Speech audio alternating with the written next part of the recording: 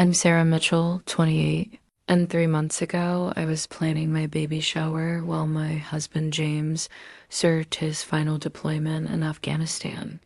Then came the knock on my door that shattered everything. James had been killed in action, leaving me 6 months pregnant and completely alone.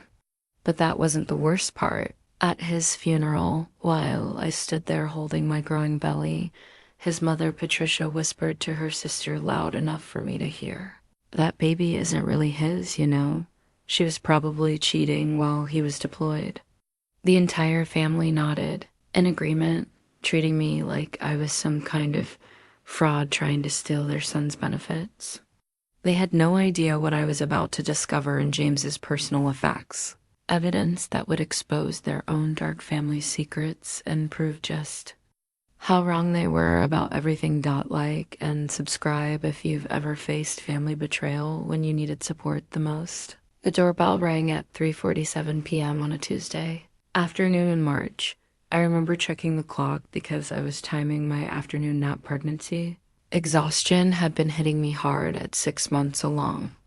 When I opened the door, two soldiers in dress uniforms stood on my porch, their faces grave and professional. "Mrs. Sarah Mitchell?" The older one asked. My heart stopped. Every military spouse knows what dress uniforms at your door means. "No," I whispered, my hand instinctively moving to my belly. "No, please no. Ma'am, we regret to inform you that your husband, Staff Sergeant James Mitchell, was killed in action 3 days ago in Kandahar province, Afghanistan." The world tilted. I gripped the doorframe as my knees buckled. The younger soldier stepped forward, catching my elbow to steady me. "Ma'am, is there someone we can call for you?" Through my shock, I managed to give them Patricia and Robert Mitchell's number. James's parents lived 2 hours away, but they were the only family I had left since my own parents died in a car accident 4 years ago. That's actually how James and I met at my parents' funeral. He was there supporting his army buddy who was dating my cousin. The soldiers stayed with me until Patricia arrived, their presence both comforting and surreal. They explained the basics. James had been killed by an IED while on patrol. His body would be returned home within the week. There would be benefits, paperwork, arrangements to make, but I couldn't focus on any of it. All I could think about was how James would never meet our baby, how I'd have to raise our child alone, how the last thing we'd said to each other was "I love you" during our video call 3 days ago when he pressed his hand against the screen and I'd pressed mine against it from 7,000 miles away. When Patricia burst through my door, her face red from crying, I expected comfort. Instead, she immediately took charge in a way that felt more like an invasion than support. "Sarah, honey, you can't stay here alone in your condition," she said, surveying my small apartment with obvious distaste. "You'll come stay with us until after the funeral. Robert's already in the car." I wanted to protest, to say I needed time to process this in my own space, but I was too numb to fight. Maybe she was right. Maybe I did need family around me, even if James's family had always made me feel like an outsider during our 2-year marriage. As I packed a bag with shaking hands, Patricia moved through my apartment like she owned it, making phone calls and taking notes. I caught fragments of her conversations. "Yes, she's holding up. The baby's fine. We'll handle the arrangements." It struck me as odd that she was already handling things, making decisions when I hadn't even had time to absorb the reality that my husband was gone. But grief makes you compliant, and I was drowning in it. The drive to the Mitchell house passed in a blur. Robert, a stern man who'd never warmed to me, kept glancing at me in the rearview mirror like I was a problem he needed to solve. Patricia sat beside him, talking in hushed tones about arrangements and preparations and what needs to be done. None of them included asking me what I wanted or needed. That should have been my first warning sign. The Mitchell family home sat on 5 acres outside town, a sprawling ranch house that had seen better days. As we pulled into the circular driveway, I noticed several cars already parked there. James's sister Linda's Honda, his brother Mark's pickup truck, and a few others I didn't recognize. The whole family's here, Patricia announced, as if this was somehow my fault. Everyone wants to help with arrangements. The moment I walked through the front door, the atmosphere shifted. Conversation stopped mid-sentence. Eyes turned toward me, then quickly looked away. Linda, James's older sister who'd never liked me, gave me a perfunctory hug that felt more like obligation than comfort. "Sarah," she said, pulling back to look at my rounded belly. "How are you holding up?" There was something in her tone, a hesitation that made me uncomfortable. But before I could analyze it, Mark's wife Jennifer swooped in with what seemed like genuine concern. "You poor thing," Jennifer said, guiding me to the couch. "Losing James like this, and with the baby coming, it's just terrible."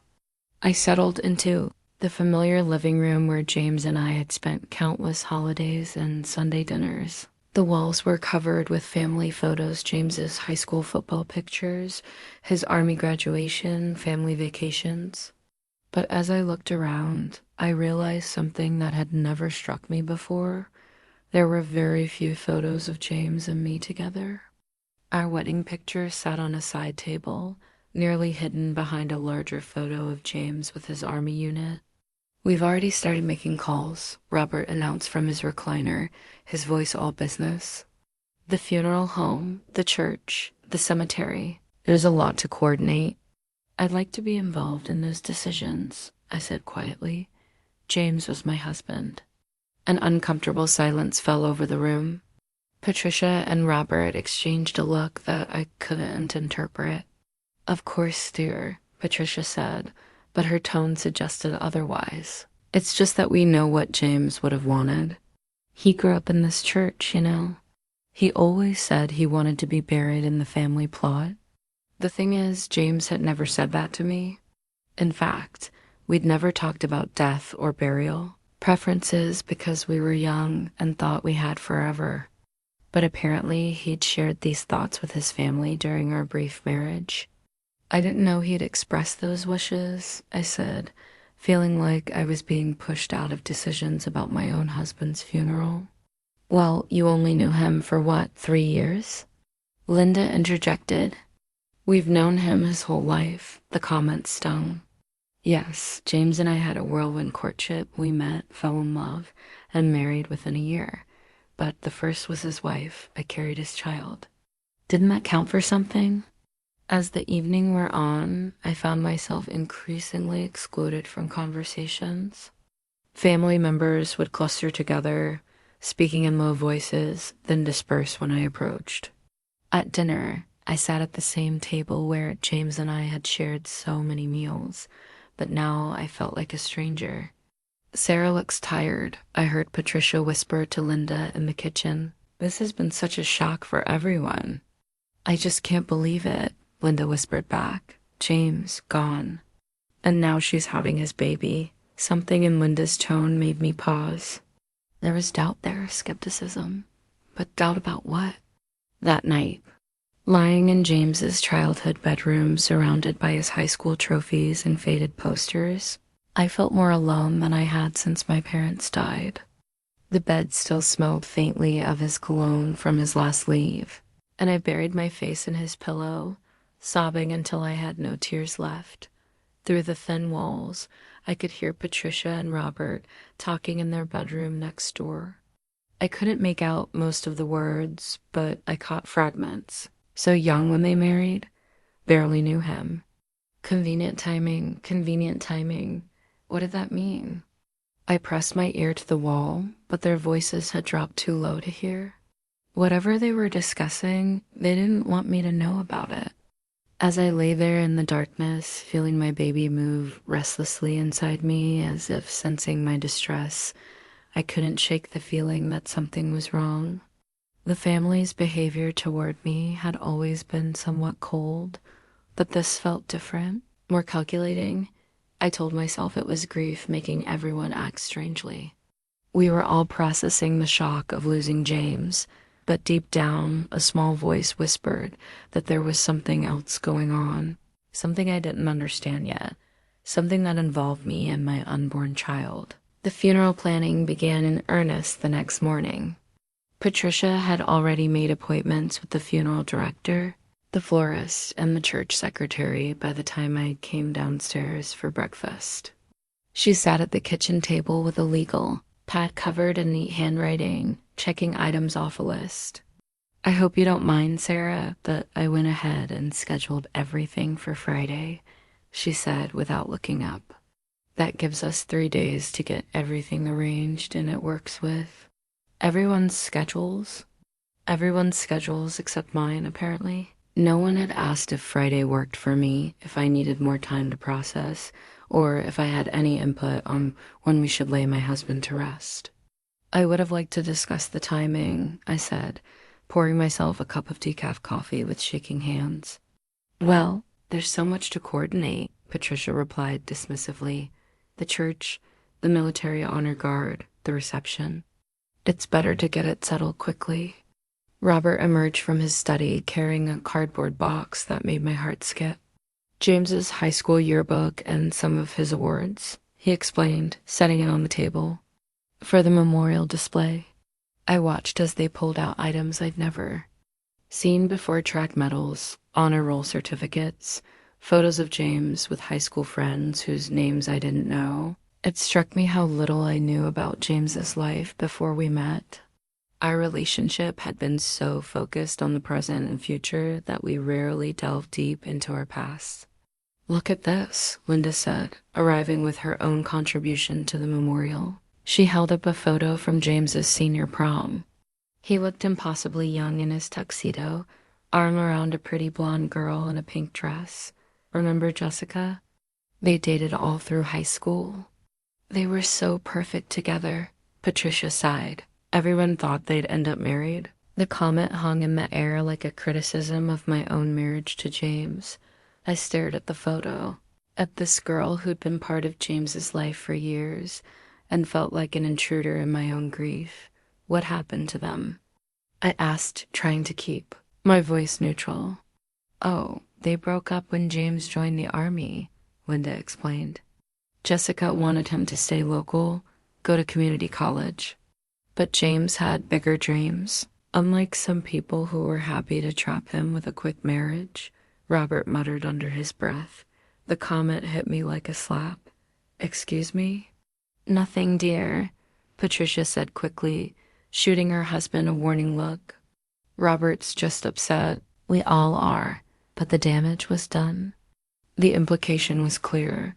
They thought I had trapped James into marriage, that our relationship was somehow illegitimate compared to his high school romance with Jessica Dot. As the day progressed, more family members arrived to help with preparations. James's Aunt Carol drove up from Dallas with photo albums spanning his childhood. His cousin Mike brought James's baseball trophies from Little League. Each contribution felt like evidence of a life I'd never been part of. Relationships that predated me and somehow mattered more than our marriage. James was always the golden boy, Carol told a group gathered in the living room. Star athlete, honor student, army hero. We all knew he'd do something special with his life. He was going to be promoted to Sergeant First Class after this deployment. Mark added, had big plans for when he got back. I listened to them talk about James's plans he'd apparently shared with his family, but never mentioned to me. Plans that involved career advancement, possibly moving to a new base, decisions that would affect me and the baby, but that I'd apparently been excluded from. Did James ever mention wanting to stay in the Army long term? I asked during a lull. In the conversation, the room went quiet. Family members exchanged glances. "Well," Patricia said carefully, he was considering his options. The Army was good to him, but he also talked about coming home eventually, maybe working with Robert in the construction business. This was news to me. James had never mentioned working construction or coming home permanently. In our conversations, he'd seemed committed to his military career, excited about the possibility of advancing in rank. He never told me about any of those plans, I said. Maybe he was waiting for the right time, Linda suggested, but her tone implied that the right time would have been after he'd made decisions without consulting me that evening. As I sat alone in James's room while the family continued their planning downstairs, I found myself staring at his high school yearbook. Page after page showed a James I'd never known class president, prom king, star quarterback. The inscriptions from classmates painted a picture of someone confident, popular, beloved. To the guy who has it all, stay awesome. One girl had written, "James, thanks for always being there. You're going to do amazing things." Wrote another, but it was Jessica's inscription that stopped me cold. "James, I'll always love you. No matter where life takes us, you'll always be my first love. XOXO Jess." I closed the yearbook, feeling like I'd been punched in the stomach. This wasn't just a high school relationship. This was a girl who clearly still loved him, even after they'd broken up. And based on the family's reaction to her photo, the feeling might have been mutual. For the first time since the soldiers had appeared at my door, I found myself questioning not just my place in this family, but my place in James's life. Had I really known my husband at all? Or had I fallen in love with the man he'd become while missing entirely the person he'd always been? The baby kicked hard against my ribs as if responding to my emotional turmoil. I placed my hand on my belly and whispered, "At least I have you. You're mine, no matter what anyone else thinks." But even as I said the words, I couldn't shake the growing feeling that the Mitchell family was already questioning that too. Asterisk. The morning of James's funeral arrived with an unseasonable chill that seemed to seep into my bones. I stood in front of the mirror in the guest bedroom, struggling with the zipper of my black dress, the only one that still fit over my 6-month pregnant belly. My hands shook as I tried to apply makeup to cover the dark circles under my eyes, but nothing could hide the hollow look of someone who hadn't slept properly in days. Patricia knocked on the door, entering without waiting for permission. She was already dressed in an elegant black suit that probably cost more than my monthly rent. "Sarah, honey, you look pale. Maybe you should eat something before we leave. I'm not hungry." "Well, you need to think about the baby," she said, her tone carrying an edge I couldn't quite identify. "This is going to be a long day." The church was packed beyond capacity. I hadn't realized how many people James had touched during his 26 years high school classmates. Army buddies on leave, teachers who remembered him, neighbors who'd watched him grow up. As we walked down the aisle to the front row, I felt hundreds of eyes following my movements, studying my pregnant form, probably doing the same math that Patricia had done about dates and timelines.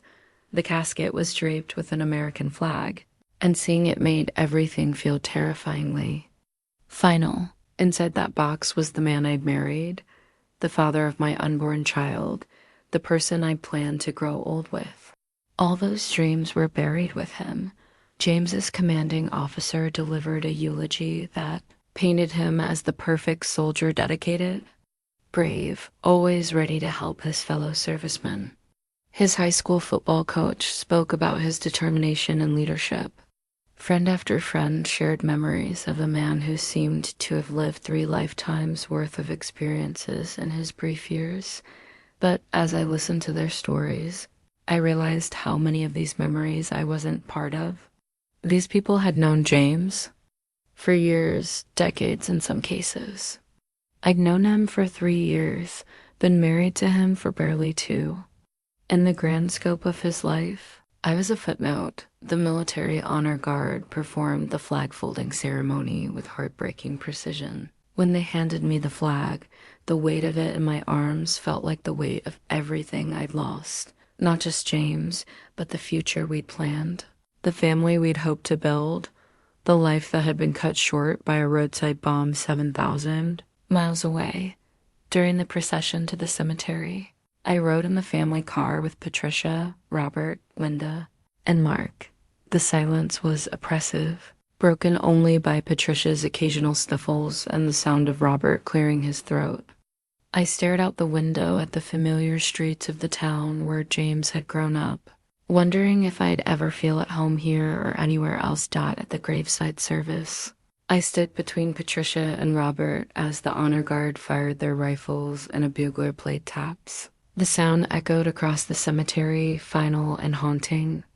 When they handed me the shell casings from the rifle volley, the brass was still warm in my palm. The reception was held in the church fellowship hall, and that's where everything began to unravel. I moved through the crowd like a ghost, accepting condolences from people whose names I couldn't remember, listening to stories about James that made me feel more like an acquaintance than his widow. Everyone was kind, but there was an underlying current of curiosity about me, about our brief marriage, about the baby I was carrying. "When are you due?" asked Mrs. Henderson, James's former English teacher. "July," I replied automatically. I caught her exchanging a meaningful look with the woman beside her. July meant conception in October. James had been deployed since September, but he'd been home on leave in early October, a detail these women either didn't know or chose to ignore. "It's so tragic," I heard someone whisper behind me.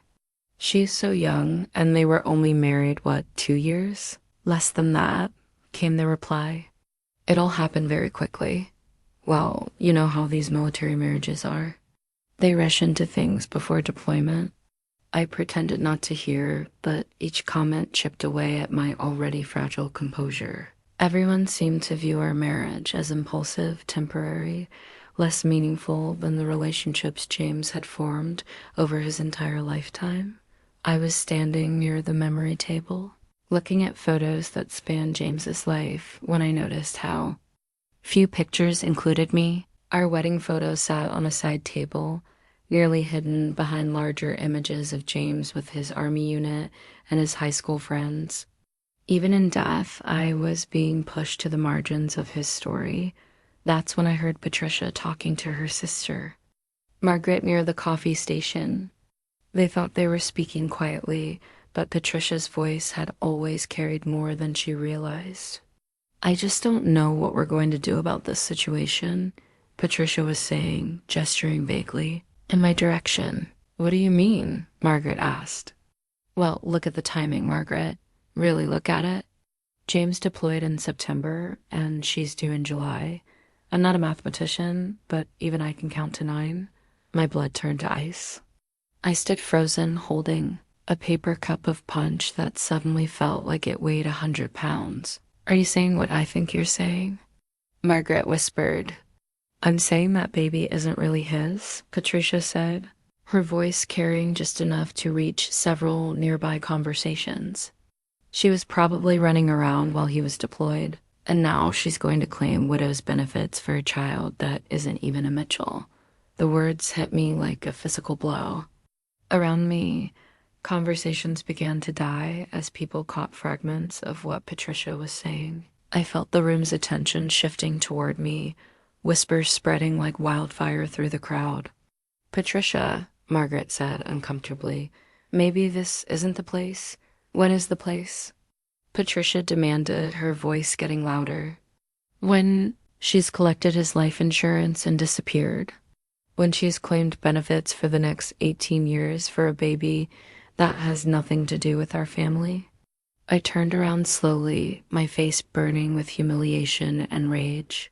Patricia noticed me at the same moment, and her face went pale, but she didn't back down. "Sarah," she said, trying to regain her composure, "I didn't realize you were listening." "Clearly," I said, my voice steady despite the trembling in my hands. "But since I was, why don't you repeat what you just said?" Loudly enough for everyone to hear. The fellowship hall had gone completely quiet. 200 people were staring at us, sensing the confrontation that was about to explode at James's funeral reception. "I think there's been a misunderstanding," Patricia said weakly.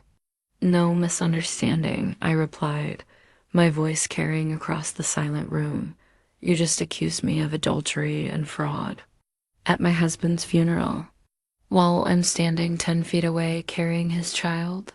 Gasps rippled through the crowd. Robert appeared at Patricia's side, his face dark with embarrassment and anger. "Sarah, you're obviously upset," he said. "Maybe you should go rest." "I'm not upset, Robert. I'm furious. Your son died serving his country, and instead of supporting his widow, you're spreading vicious lies about his unborn child." "Now look here, young lady," Robert started. "No, you look here," I interrupted, my voice getting stronger with each word. "James and I may not have been married long, but he was my husband. This is his baby. And if you think I'm going to stand here and let you destroy his memory and mine with your disgusting accusations, you're wrong." Patricia's sister Margaret looked mortified. Other family members were shifting uncomfortably, clearly wishing they were anywhere else. But Patricia's face was hardening with defiance. "The numbers don't lie," she said boldly. "Anyone with a calendar can see that the timing doesn't work. The timing works perfectly if you bother to check your facts instead of jumping to conclusions." I shot back. "James was home on leave October 8th through 15th.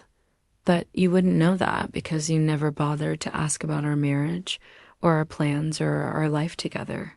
You just assume the worst because it's easier than accepting that your son chose me over your opinion." The room was dead silent now. You could have heard a pin drop in that fellowship hall. James's commanding officer looked stricken. His high school friends were staring at their shoes. The entire town was witnessing the Mitchell family tear itself apart at their golden boy's funeral. "I won't stand here and be insulted by someone who barely knew my son," Patricia said, her voice shaking with rage. "Barely knew him?" I laughed, bitterly. I was his wife. I shared his bed, his dreams, his fears about deployment. I was the last person he talked to before he died. But you're right, I barely knew the James you're all remembering today.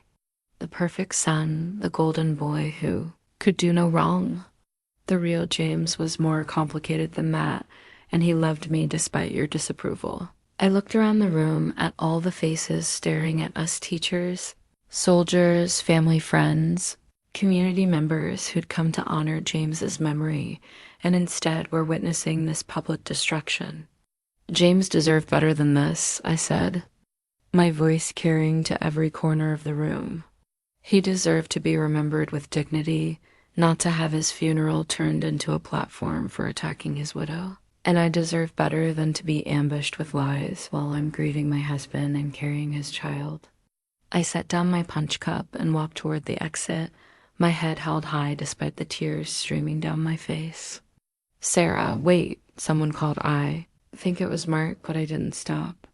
I walked out of that fellowship hall and into the parking lot, leaving behind the flag they'd given me, the sympathy cards people had brought, the casseroles they'd prepared. I left behind the family I'd thought I'd married into and the support system I'd counted on to help me through the hardest time of my life.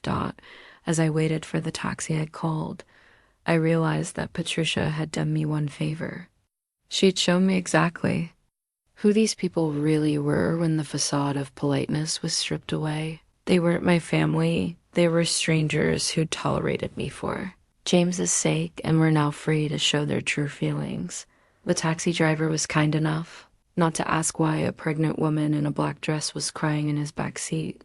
He just drove me home to my empty apartment, where I could grieve in privacy for both the husband I'd lost and the family I'd never really had. Back in my own apartment, I finally allowed myself to fall apart.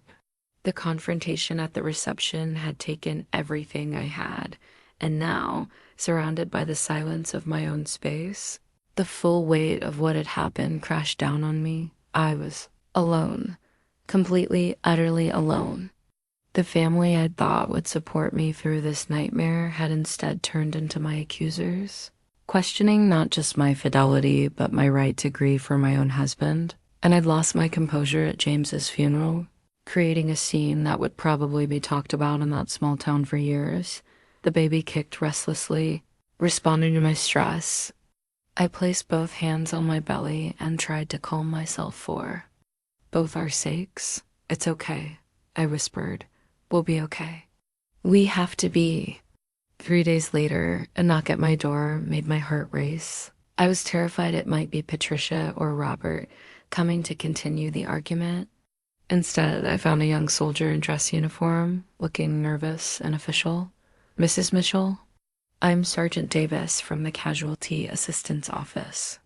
I have Staff Sergeant Mitchell's personal effects. He handed me a sealed cardboard box, heavier than I'd expected. I'm sorry for your loss, Mom. If you have any questions about benefits or need assistance with anything, please don't hesitate to call. After he left, I sat on my couch staring at the box for a long time before I found the courage to open it. Inside were the pieces of James's life that had been with him when he died: his wallet, his watch, his wedding ring that he'd worn on a chain around his neck for safety. There were letters I'd written him, photos of us together, and a small journal I'd never seen before. I picked up the journal first, hoping it might contain thoughts about me, about the baby, about his feelings during deployment. Instead, I found entries that confused me. There were references to people I didn't know, places he'd never mentioned, and most disturbing, what appeared to be account numbers and financial information.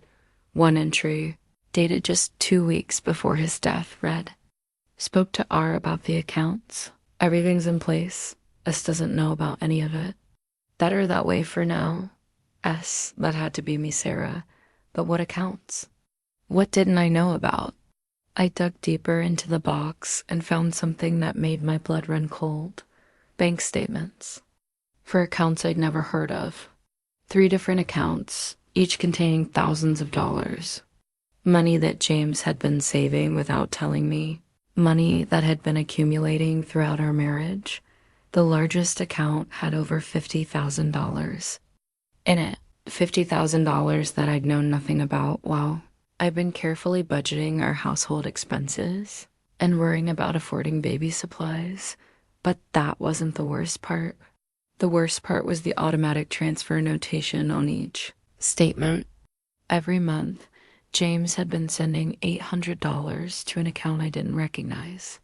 The name on the receiving account was a Summers. I stared at the statements until the numbers blurred. Who was a Summers? Why had my husband been sending nearly $1,000 a month to someone I'd never heard of? And why had he hidden not just these payments, but the entire existence of these accounts from me? My hands shook as I reached for my laptop. I had to find out who a Summers was. The internet search took less than 5 minutes to reveal what. I wasn't prepared to know. Amanda Summers, 26, worked as a teacher at the American school in Kabul, Afghanistan. Her Facebook profile showed a pretty brunette with a bright smile, and worse photos of her with American soldiers, including several that looked like they'd been taken at social gatherings. One photo, dated 3 months ago, showed her at what appeared to be a dinner party. In the background, barely visible but unmistakable, was James. He was smiling, relaxed, his arm around another soldier's shoulder. But his eyes were on Amanda Summers. I felt sick. The room spun around me as the implications hit. James had been sending money to a woman in Afghanistan. A woman who lived where he was stationed. A woman who looked at him in photos like she knew him well. I scrolled through more of her social media, looking for any other signs of James. I found them. A photo of a group hiking trip where James was clearly visible. A picture of her birthday, party where I could see him in the background. References to great friends and wonderful people that now took on an entirely different meaning. My phone rang. Startling me, the caller ID showed Patricia's number. I almost didn't answer, but something made me pick up. "Sarah," Patricia's voice was stiff, formal. "I'm calling about James's benefits." "We need to discuss arrangements." "What arrangements?" I asked, my voice hollow. "Well, given the circumstances, we think it would be best if the family handled the insurance and military benefits directly. There are tax implications, and with the baby's situation, it might be complicated. The baby's situation, even now, she couldn't bring herself to acknowledge that this was James's child. Patricia, I'm James's widow. Any benefits are mine by law. Sarah, honey, you need to be realistic. That scene at the funeral didn't help your case. People are talking. They're wondering about the timing, about whether you were honest with James about the baby. I felt anger building in my chest, but underneath it was something else, a cold, calculating fury that surprised me. Are you threatening me? I'm trying to help you see reason. If you contest this, it's going to get ugly. The whole town knows about the accusation now. Do you really want to drag this through the courts with everyone knowing that you were unfaithful to a soldier serving his country? I was never unfaithful to James, I said through gritted teeth. Can you prove that? Patricia asked out the question hung in the air between us. I realized she wasn't just making idle threats. She was prepared to fight me for James's benefits. And she thought she could win by destroying my reputation. I'll talk to you later, Patricia, I said, and hung up. I sat in my living room, surrounded by the evidence of James's secret life, the hidden accounts, the mysterious payments, the photos of him with another woman. The family I thought would support me was instead trying to rob me of everything James had left behind, but Patricia had made one crucial mistake. She'd assumed I was weak, that I'd back down from a fight. She didn't know that losing my parents had taught me to be strong, that surviving alone had made me resilient, and she definitely didn't know that I now had questions about James that I was determined to answer. Questions that might reveal secrets the Mitchell family didn't want exposed. Picked up the bank statements and started making a list of phone numbers. If they wanted a fight, they were going to get one. But I was going to make sure I had all the facts. First out the baby kicked again, stronger this time, and I smiled grimly. Don't worry, little one. Mommy's going to find out the truth. All of it. The next morning, I called the bank listed on James's secret accounts. After being transferred 3 times and providing what felt like my entire life history as verification, I finally reached someone who could help me. Yes, Mrs. Mitchell, I can see the accounts here, the bank representative said. Your husband set these up about 18 months ago. You're listed as the beneficiary on all 3 accounts. Relief flooded through me.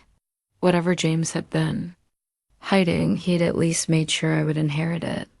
Can you tell me about the automatic transfers to Amanda Summers?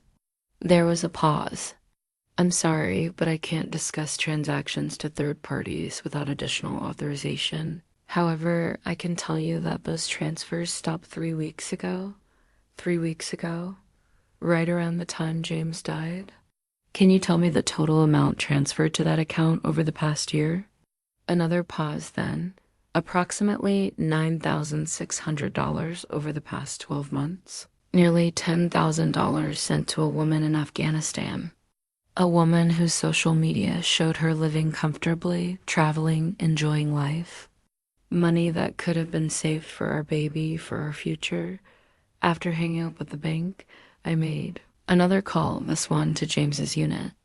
I'd gotten the contact information from his military paperwork, and I was hoping someone could tell me more about his deployment, his duties, his relationships with local personnel. Mrs. Mitchell, said Captain Rodriguez, James's commanding officer, I'm so sorry for your loss. James was an exemplary soldier and a good man. Thank you, Captain.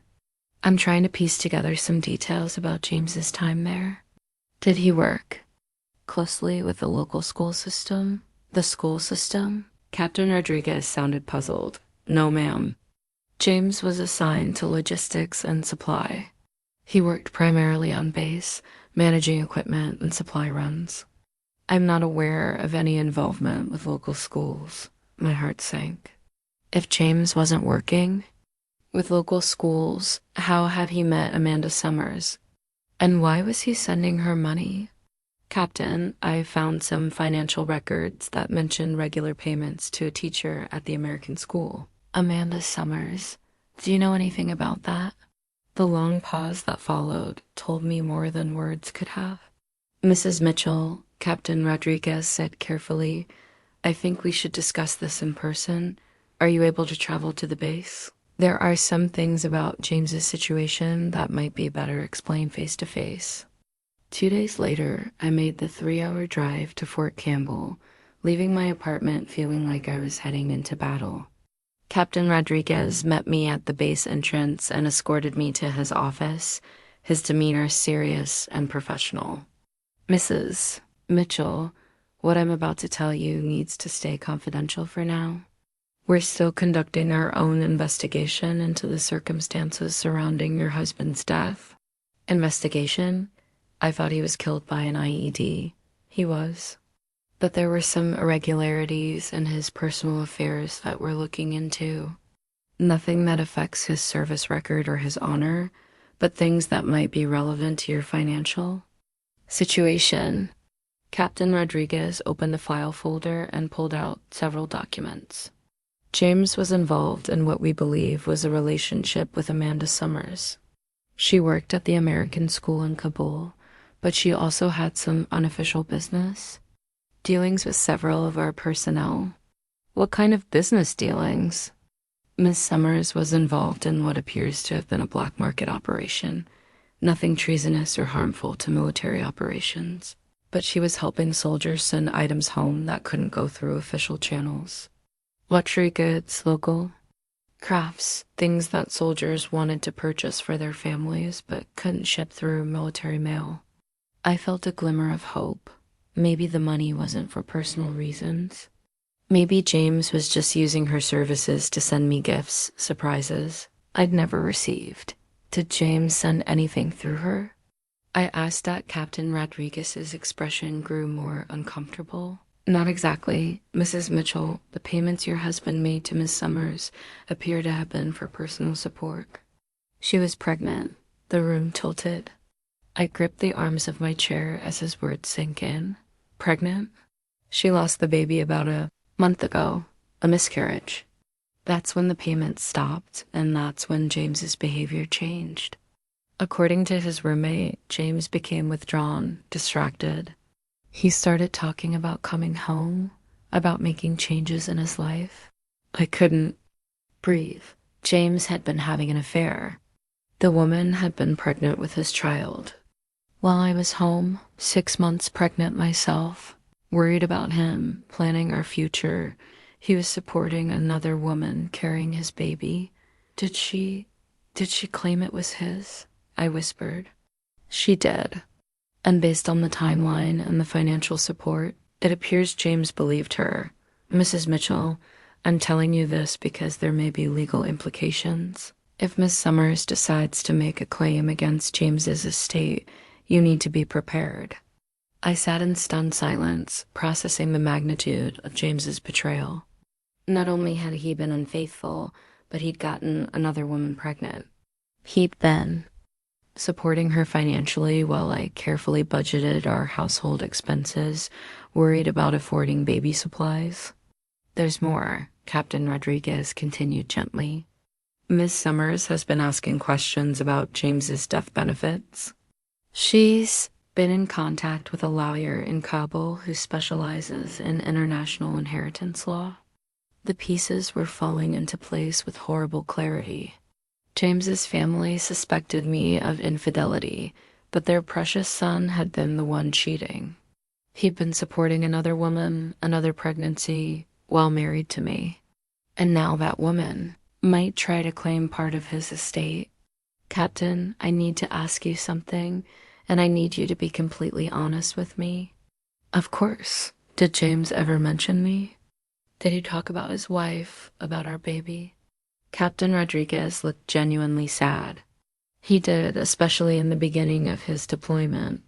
He showed pictures, talked about how excited he was to be a father. But in the last few months, he became more private. He stopped mentioning his family as much. Because he'd started a new family in Afghanistan. I drove home in a daze, my mind reeling with the implications. James hadn't just betrayed me. He'd betrayed our entire marriage, our future, our child, the man I'd grieved for, the father I'd wanted my baby to know and love. Had been living a double life, but there was something else troubling me. If James's family suspected me of cheating, if they were prepared to fight me for his benefits, did they know about Amanda Summers? Did they know about James's affair and his other pregnancy? And if they did know, why were they attacking me instead of acknowledging their son's infidelity?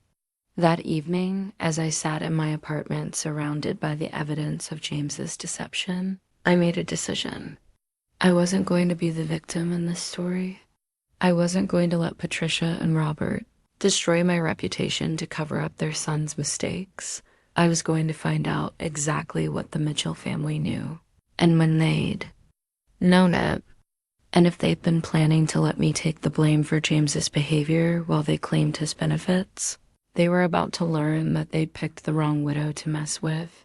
I opened my laptop and started researching inheritance law, military, benefits, and international legal claims. If Amanda Summers wanted to fight for a piece of James's estate, she'd have to go through me. And if the Mitchell family wanted to continue their attack on my character, they were going to have to explain why they'd never mentioned their son's pregnant girlfriend in Afghanistan. The baby kicked hard, as if agreeing with my decision. That's right, little one, I said, placing my hand on my belly. Daddy made some terrible choices, but we're not going to pay for them. Not without a fight. I spent the next 2 days diving into every piece of documentation I could find about James's military service. I requested his complete service record, contacted the family readiness group for his unit, and even reached out to other military spouses who might have information about soldiers' activities in Afghanistan. What I discovered made my blood boil. James's deployment timeline didn't match what his family had told me. They'd said he'd been stationed at a remote forward operating base with limited communication. But his service record showed he'd been based in Kabul for the first 4 months of his deployment, with regular access to internet, phone services, and recreational facilities. He'd had plenty of opportunities to meet Amanda Summers, to develop a relationship, to get her pregnant, but more damning was what I found in his military personnel files. 3 months into his deployment, James had requested a transfer to a more remote location. The reason given was personal complications requiring distance from local civilian population. Personal complications? He'd gotten Amanda pregnant and requested a transfer to avoid the situation. I also found communication logs that showed James had been making regular international calls and video chats, far more than the weekly calls he'd had scheduled with me. When I cross-referenced the dates and times, I realized that on many occasions when he told me he was too busy or tired to talk, he'd been having lengthy conversations with someone else. The final piece of evidence came from an unexpected source. James's army buddy Marcus, whom I'd met at the funeral, called to check on me. During our conversation, I carefully brought up James's deployment. Yeah, it was tough on him, Marcus said. Especially when that teacher lost the baby, James was really torn up about it. I felt like I'd been punched in the stomach. The teacher? Amanda, you knew about her, right? James said you were being really understanding about the whole situation. That's why I thought so highly of you.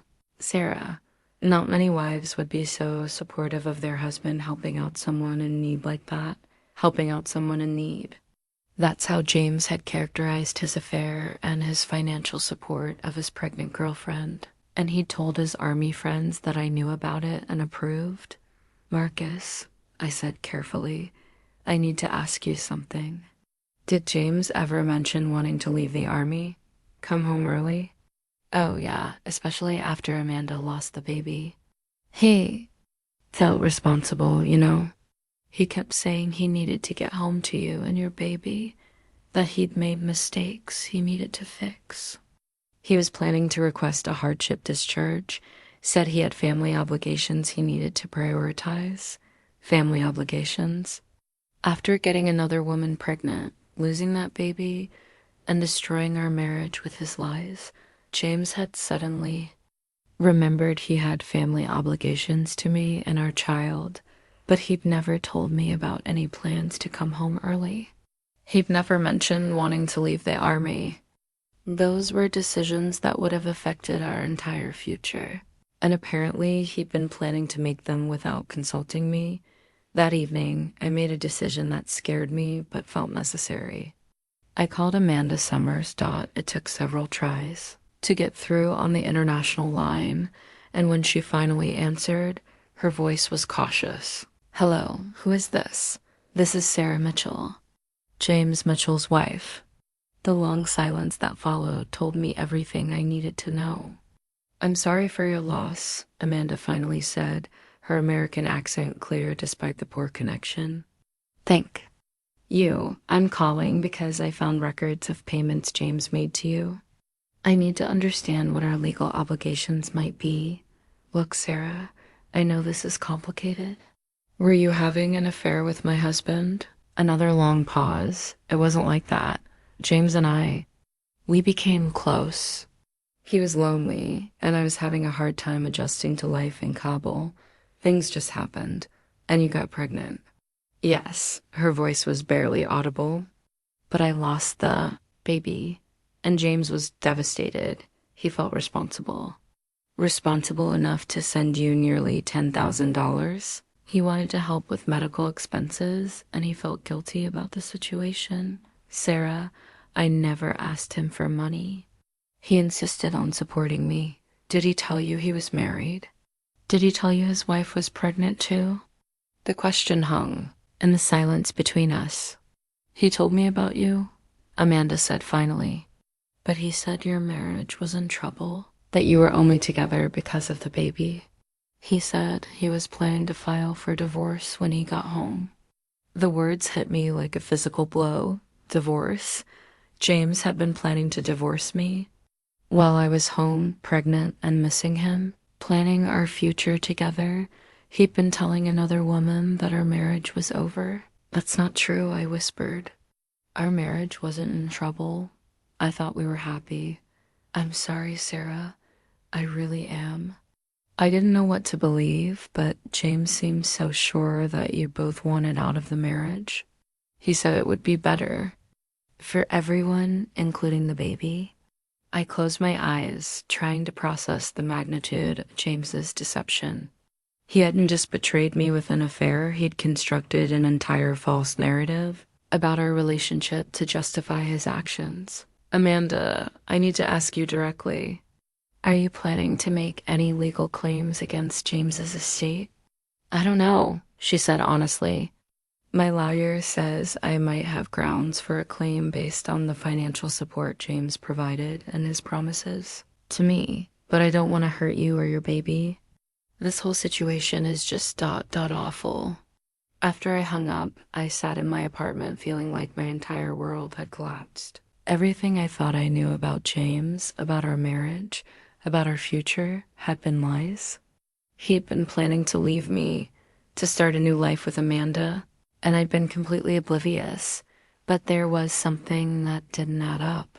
If James had been planning to divorce me, why hadn't he told his family? Why were they attacking me for infidelity when their son had been the one cheating? And why were they so concerned about protecting his benefits if he'd been planning to abandon his pregnant wife? I pulled out my phone and called Marcus again. Marcus, I need to ask you something else about James.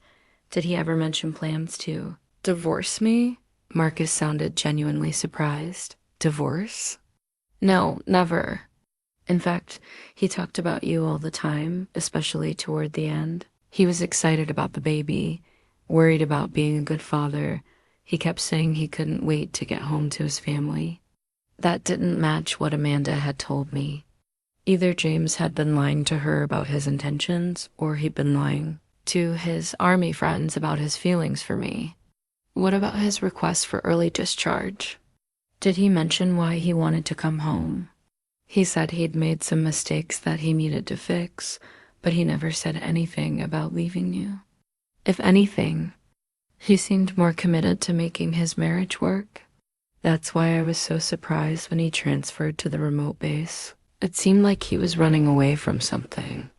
Running away from Amanda and the pregnancy, but not from me. The pieces were starting to form a different picture. Maybe James hadn't been planning to divorce me. Maybe he'd gotten involved with Amanda, panicked when she got pregnant, and transferred away to avoid the situation. Maybe his plans to come home early weren't about leaving me, but about escaping the mess he'd made in Afghanistan. It didn't excuse his affair or his lies, but it suggested that his feelings for me might have been more genuine than Amanda believed. I spent the rest of the evening going through every communication I'd had with James during his deployment, looking for signs I'd missed. What I found was a man who seemed increasingly conflicted as his deployment progressed. His early emails and calls had been loving, excited about the baby, full of plans for our future. But around the time Amanda would have gotten pregnant, his communications became shorter, more distant, filled with generic responses rather than personal details. Then, in his final weeks, there was a change again. His last few emails were more emotional, more personal. He'd written about how much he missed me, how he couldn't wait to hold our baby, how he wanted to be the husband and father we deserved. I know I haven't been the best communicator lately, he'd written in his last email, but when I get home, I want to make everything right. I want to be better for you and our baby. I love you, Sarah, more than you know. I thought at the time that he was just feeling emotional about coming home. Now I wondered if it was guilt, regret, a desire to confess, or at least to repair the damage he'd done to our marriage, but he'd never gotten the chance. I closed my laptop and made a decision. Whatever mistakes James had made, whatever lies he'd told, I wasn't going to let his family destroy my reputation and steal my future. They painted me as an unfaithful wife when their son had been the one cheating. They'd attacked my character at his funeral when they should have been supporting his widow. If they wanted a fight, I was ready to give them one. But first, I needed to find out exactly what they knew about James's affair and when they'd known it, because I was beginning to suspect that their attack on me wasn't just about grief or suspicion. It was a calculated strategy to discredit me before I could discover the truth about their precious son. The next morning brought an unexpected development. I found an envelope slipped under my apartment door with no postmark, meaning someone had delivered it by hand. Inside was a package of photographs and a handwritten note. Sarah, I thought, you should see these. James wasn't the only one with secrets. A friend. The photographs made my hands shake. They showed Patricia and Robert at what appeared to be a lawyer's office, taken through a window with a telephoto lens. The timestamp indicated they'd been taken just 2 days after James's funeral. In one photo, Patricia was clearly distraught, gesturing emphatically while Robert sat with his head in his hands. But it was the other photos that stopped my heart. They showed Linda, James's sister, embracing a man I didn't recognize outside the same lawyer's office. The timestamp on these was from 3 weeks ago, while James was still alive. Someone had been watching the Mitchell family, documenting their activities. Someone knew more about their plans than I did. I was still staring at the photos when my phone rang. The caller ID showed Amanda Summers. Sarah, I need to tell you something, Amanda said without preamble. After we talked yesterday, I couldn't stop thinking about what James told me about your marriage. Some things he said didn't make sense. What do you mean? He showed me photos of you, of your apartment. He knew details about your daily routine, your job, your pregnancy symptoms. Those aren't things a man shares about a wife he's planning to leave. And he had your ultrasound photo in his wallet, right next to the photo of us together. I felt a glimmer of something, not forgiveness, but understanding. What else? James got a letter about 3 weeks before he died. He was really upset after reading it, kept saying he had to get home, that there were things he needed to fix. But he wasn't talking about our situation. He said someone was trying to hurt you, and he couldn't let that happen. Did you see the letter? No, but I saw the envelope. It was from someone named Linda Mitchell. Linda, James's sister, had written to him about something that made him desperate to come home and protect me. But Linda had been nothing but cold to me since James died. Amanda, there's something I need to ask you. Have you been contacted by anyone from James's family? Actually, yes.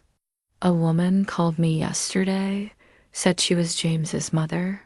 She wanted to know about my relationship with James, whether I was planning to make any legal claims. She offered me money to sign a document saying I had no rights to his estate. Patricia was trying to buy Amanda's silence. That meant she knew about the affair, knew about Amanda's pregnancy, and was taking steps to cover it up. Did you sign anything? No, something about the whole conversation felt wrong. She seemed more concerned about protecting James's reputation than about his death. And she asked strange questions about you. What kind of questions? She wanted to know if James had ever mentioned your fidelity, if he'd suspected you of cheating. When I told her James never said anything like that, she seemed disappointed. The pieces were falling into place with crystal clarity. Patricia knew about James's affair, but was using it to build a case against me. If she could prove I was unfaithful, she could contest James's will and claim his benefits for the family. But if Amanda contradicted her narrative, her plan would fall apart. Amanda, I need to ask you to do something. Don't sign anything the Mitchell family sends you, and document every contact they make. I think they're trying to manipulate both of us. After hanging up, I studied the mysterious photographs. Again, someone was clearly trying to help me, but who? And what had they seen at that lawyer's office? I decided to take a risk. I drove to the law firm whose name was visible in one of the photos and asked to speak. With someone about James's estate, the receptionist looked uncomfortable. I'm sorry, but Mr. Patterson is in conference. However, he asked me to give you this. If you came in. She handed me a sealed envelope with my name on it. Inside was a business card and a note. Mrs. Mitchell, I represent the Mitchell family in estate matters. We should talk. There are things you need to know about your late husband's financial situation. David Patterson, attorney at law. I made an appointment for that afternoon. David Patterson was a man in his 60s with kind eyes and a troubled expression. He invited me into his office and closed the door carefully. Mrs. Mitchell, I want you to know that I'm not comfortable with what my clients are asking me to do, but I have a professional obligation to follow their instructions, at least until someone challenges them legally. What are they asking you to do? They want to contest your husband's will on the grounds of fraud. They're claiming that you misrepresented your fidelity during your marriage and that the child you're carrying isn't James's. I felt anger rising in my chest. That's completely false. I believe you, and that's why I'm going to tell you something I probably shouldn't. The Mitchell family has known about James's affair in Afghanistan for months.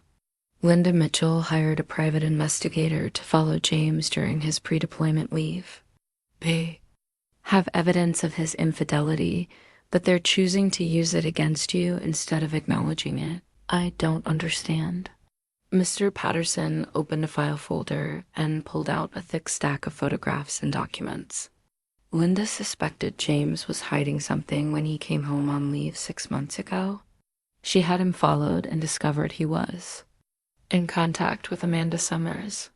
They have photos of James at internet cafes, phone records of calls to Afghanistan, even copies of love letters he wrote to Ms. Summers. The photographs showed James at computer terminals, clearly writing emails.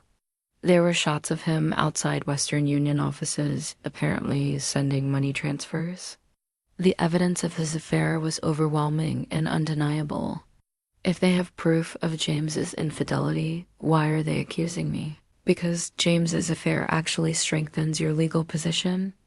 If you can prove he was unfaithful, you're entitled to a larger share of his assets under military spouse protection laws. But if they can prove you were unfaithful, they can argue that your marriage was fraudulent and claim his benefits reverted to his family of origin. But I wasn't unfaithful. I know. But they're betting you can't prove a negative, especially while dealing with grief and pregnancy. They're hoping you'll accept a small settlement to avoid a public trial that would expose all of this. I stared at the evidence of James's betrayal, feeling a mixture of rage and vindication. His family had known all along that he was cheating, but they were willing to destroy my reputation to steal his benefits.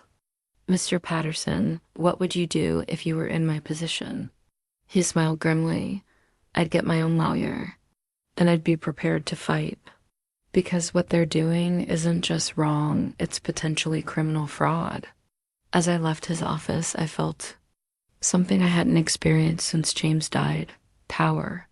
For the first time since this nightmare began, I had the truth on my side. James's family had overplayed their hand, and now I had the evidence to prove it. The baby kicked strongly, as if agreeing with my determination. You're right, little one, I said, placing my hand on my belly. It's time to stop letting them bully us. It's time to fight back. That evening, I made a decision that would have seemed impossible just a week ago. I was going to confront Linda Mitchell directly. She'd orchestrated the investigation into James's activities. She'd written the letter that made him desperate to come home, and she was clearly the driving force behind the family's attack on me. I drove to Linda's house, a modest 2-story home in the same neighborhood where she and James had grown up. Her car was in the driveway, but I sat outside for 10 minutes, gathering my courage. When I finally knocked on the door, Linda's expression showed she wasn't surprised to see me. Sarah, I wondered when you'd figure it out. Can we talk? She stepped aside to let me in, and I followed her to a living room that felt like a shrine to the Mitchell family. Photos covered every surface: James in his army uniform, family Christmas mornings, graduation pictures.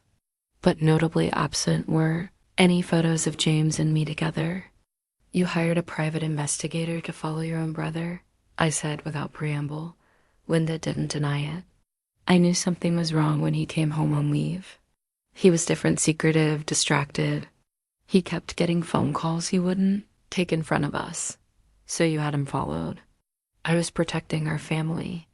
James was always impulsive, always getting into situations he couldn't handle. I wanted to know what kind of trouble he was in before it affected all of us. And what you found was that he was having an affair. Linda's face hardened.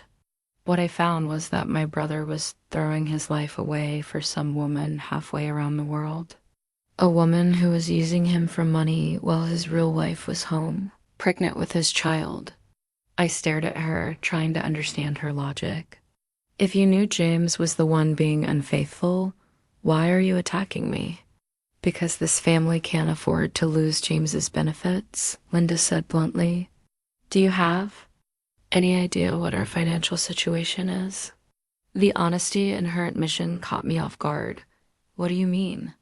Linda walked to a desk in the corner and pulled out a thick folder. Dad's construction business has been failing for 3 years. Mom has diabetes and needs expensive medication that insurance doesn't fully cover. Mark lost his job 6 months ago, and Jennifer's pregnant with their 3rd child. And me? I've been supporting everyone with my teacher's salary. She spread financial documents across the coffee table: unpaid bills, foreclosure notices, medical debt statements. The Mitchell family was drowning in debt. James's life insurance and military benefits add up to over $400,000, Linda continued. That money could save this family, put Dad's business back on track, pay for Mom's medical care, keep Mark and Jennifer from losing their house. That money is mine, I said quietly. I'm James's widow. You're a stranger who knew our son for 2 years, Linda shot back. We raised him, we loved him, we were his family for 26 years before you came along. Don't we deserve something? For that, you deserve to grieve, I said. You don't deserve to steal from his widow and unborn child. Linda's expression shifted, becoming colder. That's where the paternity question becomes relevant. If that baby isn't James's, then you're not entitled to anything. You know the baby is his. Your own investigation proved James was the one cheating, not me. What I know and what I can prove in court are two different things, Linda said.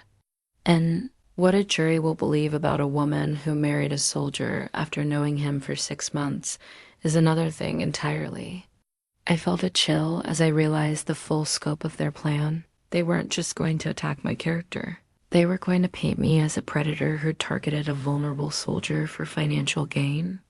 Linda, I love James. I married him because I loved him, not for money I didn't even know existed. Maybe you did love him, Linda conceded. But love doesn't pay Dad's medical bills or keep Mark's kids fed. James is gone, Sarah. He can't be hurt by what we do now. But this family is still here, still struggling, still needing help. So you're willing to destroy me to save yourselves. I'm willing to do whatever it takes to protect my family, Linda said firmly, including making sure James's benefits go to the people who actually need them instead of to some girl who'll probably remarry within a year. I stood up, feeling disgusted and strangely empowered at the same time. You're going to lose, Linda. I have evidence of James's affair. I have proof that your family knew about it. And I have witnesses who can testify that James loved me and was excited about our baby. You have a pregnant woman's word against a grieving family's testimony, Linda countered. Who do you think a jury will believe? As I walked toward the door, Linda called after me. Sarah, wait. I don't want to destroy you. I really don't. But I will if I have to. There's still time to work out an arrangement that benefits everyone. I turned back to face her. What kind of arrangement? You could receive a settlement, say, $50,000 and sign away your rights to the rest of James's benefits. You'd have enough to get back on your feet, and the family would get what we need to survive. And if I refuse? Linda's expression became genuinely sad. Then we'll have to prove in court that you're an unfit mother who manipulated our son into marriage. We'll expose every detail of your past, your parents' deaths, your financial situation when you met James. We'll make it look like you targeted a grieving soldier for his benefits. I felt the baby kick hard, as if responding to my spike in blood. Pressure. You would really do that? You'd attack a pregnant widow to steal money that legally belongs to her? To save my family? Yes, I would do exactly that. I left Linda's house feeling like I'd looked into the face of true desperation. The Mitchell family wasn't just greedy, they were drowning, and they saw James's death benefits as their only lifeline. They were willing to destroy me and my unborn child to save themselves, but Linda had made one crucial mistake. She'd shown me exactly how far they were willing to go, which meant I now knew what I was really fighting against. This wasn't about grief or suspicion, it was about money, desperation, and a family that valued their own survival more than justice thought as I drove home. I made mental notes of everything Linda had revealed. The family's financial crisis, their knowledge of James's affair, their willingness to commit what amounted to fraud to claim his benefits. She'd given me ammunition I could use to fight back, but more importantly, she'd shown me that I wasn't just fighting for James's benefits, I was fighting to protect my child from a family that saw us as obstacles to their financial salvation, a family that would apparently stop at nothing to get what they wanted. The war was no longer about accusations or suspicions. It was about survival, mine and theirs. And I was determined to make sure my child and I came out on the winning side. The next morning, I met with Elizabeth Martinez, the military family attorney that Mr. Patterson had recommended. Her office was small but professional, and her direct manner immediately put me at ease. Mrs. Mitchell, I've reviewed the preliminary information you provided, and I have to tell you what James's family is attempting is not just morally questionable, it's legally problematic. She spread several documents across her desk, including copies of James's military records, his will, and the evidence of the Mitchell family's financial situation that I'd photographed at Linda's house. Let's start with the facts. Your husband's total benefits package is substantial, much more than the $400,000 his family mentioned. I leaned forward, surprised. How much more? Between his life insurance, survivor benefits, death gratuity, and accrued leave payments, you're looking at approximately $650,000. But that's not all. Elizabeth pulled out another document. James also had a thrift savings plan that he'd been contributing to since he joined the Army.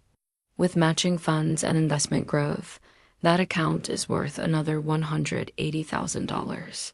Over $800,000. I felt dizzy. I had no idea it was so much. Military families often don't realize the full scope of benefits until tragedy strikes. That there's more. James owned a 50% stake in his father's construction business. That's impossible. Robert never mentioned that James was a partner. Elizabeth showed me incorporation documents that made my head spin. James became a silent partner 3 years ago when the business was struggling. He invested $75,000 of his Army savings to keep it afloat. According to these documents, his ownership stake is now worth approximately $200,000. The math was staggering. James's total estate was worth over $1 million, money I'd never known existed. Money that his family was desperately trying to claim for themselves. Elizabeth, how could I not know about any of this? Military spouses often handle different aspects of family finances. James appears to have managed investments and business dealings while you handled household expenses. It's not uncommon, especially with the complications of deployment. But the construction business partnership, wouldn't I have had to sign something? Elizabeth's expression darkened. That's where things get interesting. I found a power of attorney document in James's military file. It gives his father, Robert Mitchell, authority to make financial decisions on James's behalf during deployments. Is that legal? It is, but there are strict limitations. Robert was supposed to act in James's best interests, not his own, and any major decisions should have been communicated to James's spouse. I thought about all the conversations I'd had with Robert during family gatherings, all the times he'd mentioned his business struggles without ever acknowledging that James was an investor.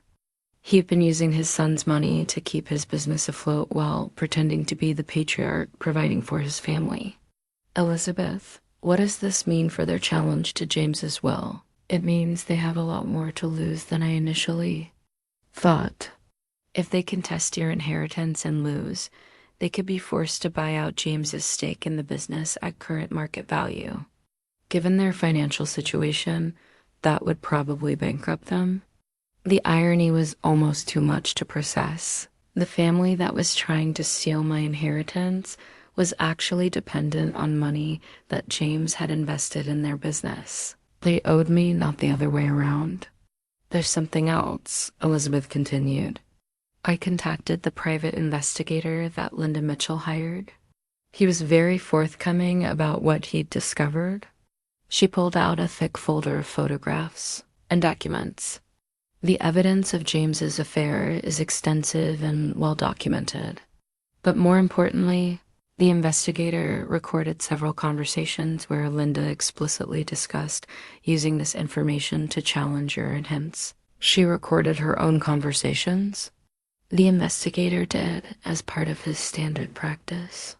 Linda Mitchell clearly stated that she knew James was unfaithful but planned to use the affair to paint you as an unfit wife and mother. She also discussed forging documents to support their case. Forging documents. They weren't just planning to lie, they were planning to commit fraud. Elizabeth, what's our next move? We're going to do something they won't expect.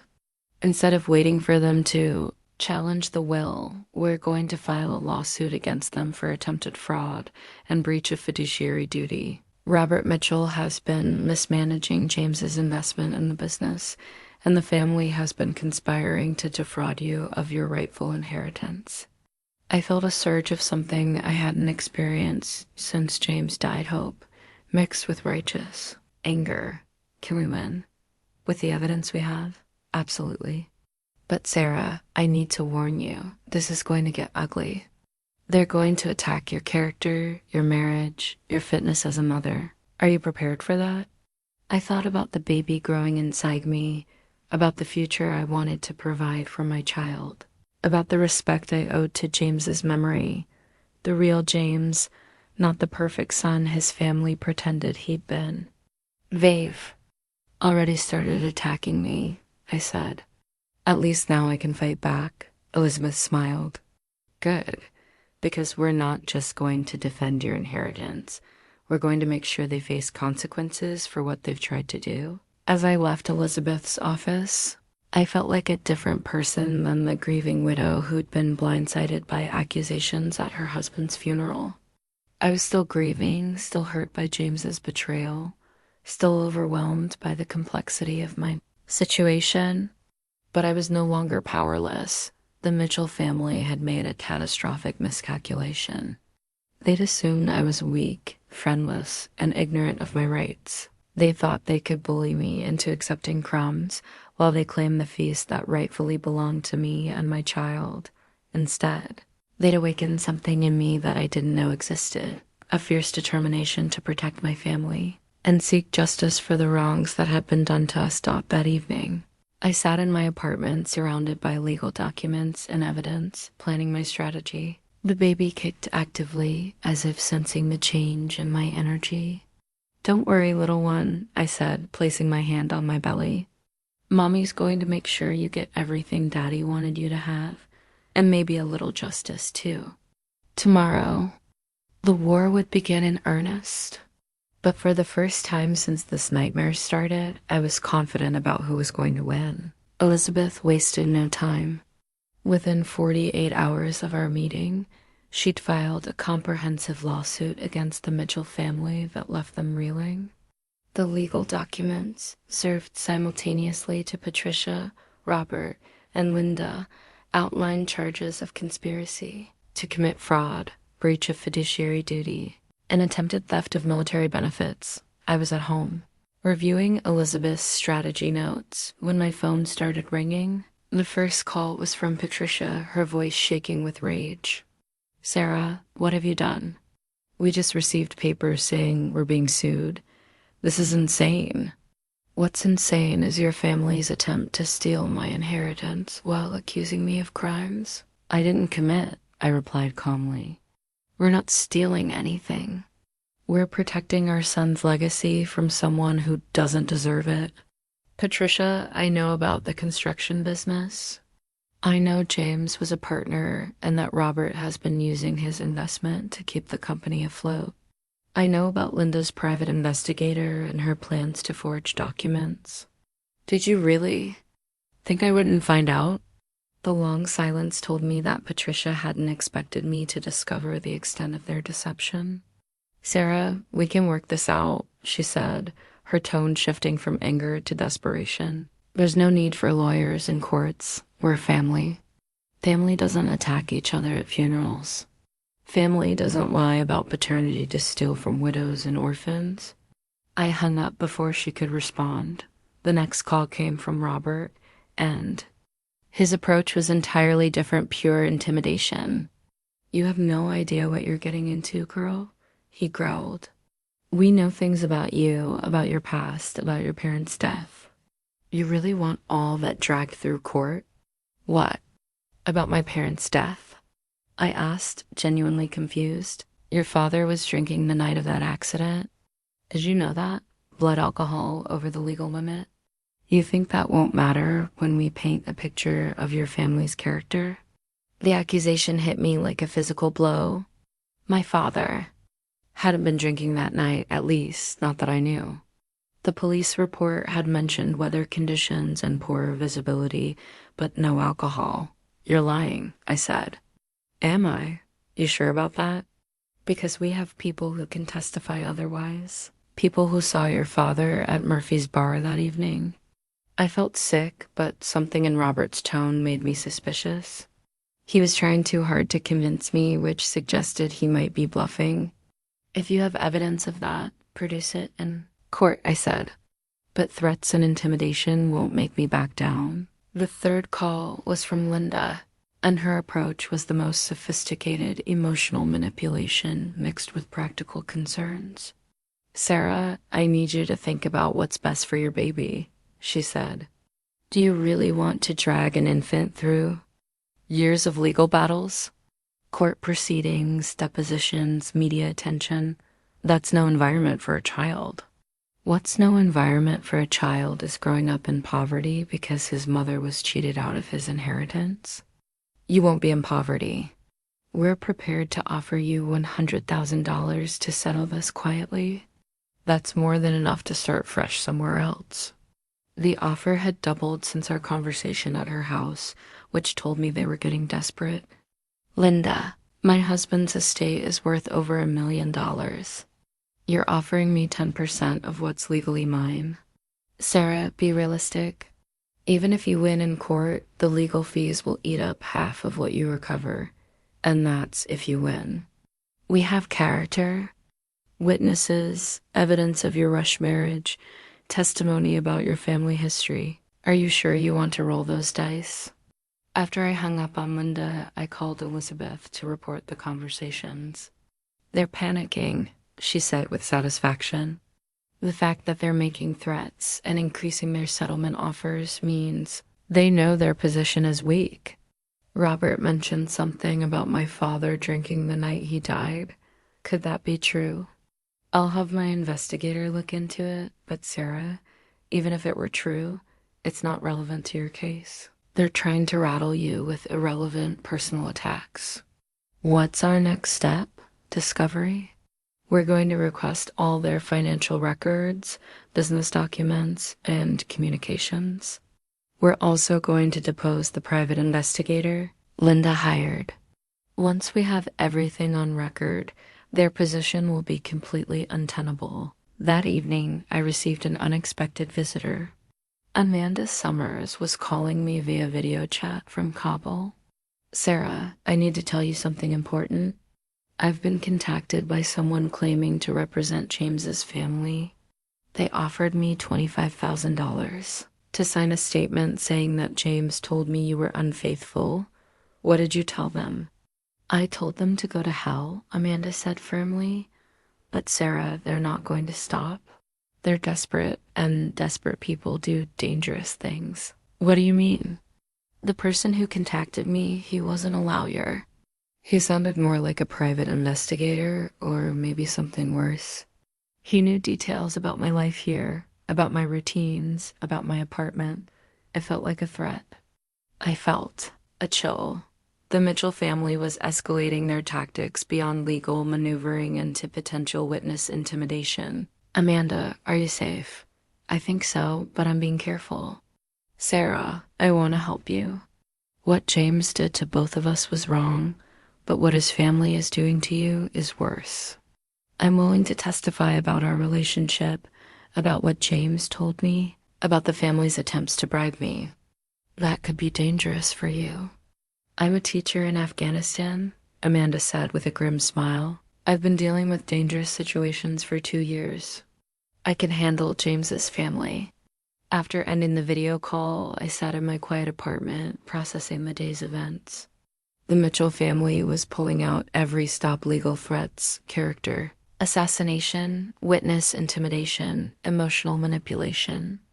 They were fighting like people with everything to lose, but they'd made several critical mistakes.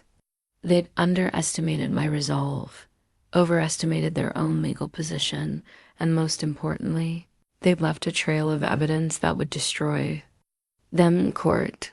I pulled out the ultrasound photo of my baby and studied the tiny form that would be my son or daughter in just a few months. This child deserved better than to grow up in the shadow of his father's family's corruption and greed. "I'm going to win this for you," I whispered to the photo. "Not just the money, but justice. Your father made mistakes, but his family chose to be evil, and evil doesn't get to win. As I prepared for bed, I felt something I hadn't experienced since receiving news of James's death, excitement about the future. Not because I was looking forward to the legal battle ahead, but because I was finally fighting back against people who tried to destroy me when I was most vulnerable. Tomorrow would bring new challenges, new attacks, new attempts to break my spirit, but I was ready for all of it. The grieving, confused widow they tried to victimize was gone. In her place was a woman with righteous anger, competent legal representation, and the unshakable conviction that she was fighting for her child's future. Let them bring their character witnesses and forged documents. Let them threaten and intimidate and manipulate. I had something more powerful than any of their weapons, the truth, and the legal system to enforce it. The Mitchell family had declared war on me at the worst moment of my life. Now they were about to learn that they'd picked the wrong widow to mess with. 2 weeks later, Elizabeth called with news that made my heart race. "Sarah, we just received the DNA test results from the lab. The baby is definitely James's 99.97% probability. But that's not the most important development." "What do you mean?" "The Mitchell family's lawyer just filed a motion to dismiss their counterclaim. They're trying to back out of the fight." I felt a surge of triumph mixed with suspicion. Why would they do that now? Because our discovery requests have uncovered something explosive. Robert Mitchell has been embezzling from his own business, using James's investment to cover personal debts that have nothing to do with the company. We're talking about potential criminal charges. The irony was perfect. The family that had accused me of fraud had been committing actual fraud themselves. "Elizabeth, I want to confront them directly. All of them. I want them to see exactly what they've lost." "Sarah, I don't recommend. I need this," I interrupted. "They humiliated me at James's funeral in front of the entire town. They've spent weeks attacking my character, my marriage, my unborn child. I want them to look me in the eye when they admit they were wrong." Elizabeth sighed. "If you're determined to do this, we'll arrange a meeting at my office." Neutral ground with legal representation present. "No," I said firmly.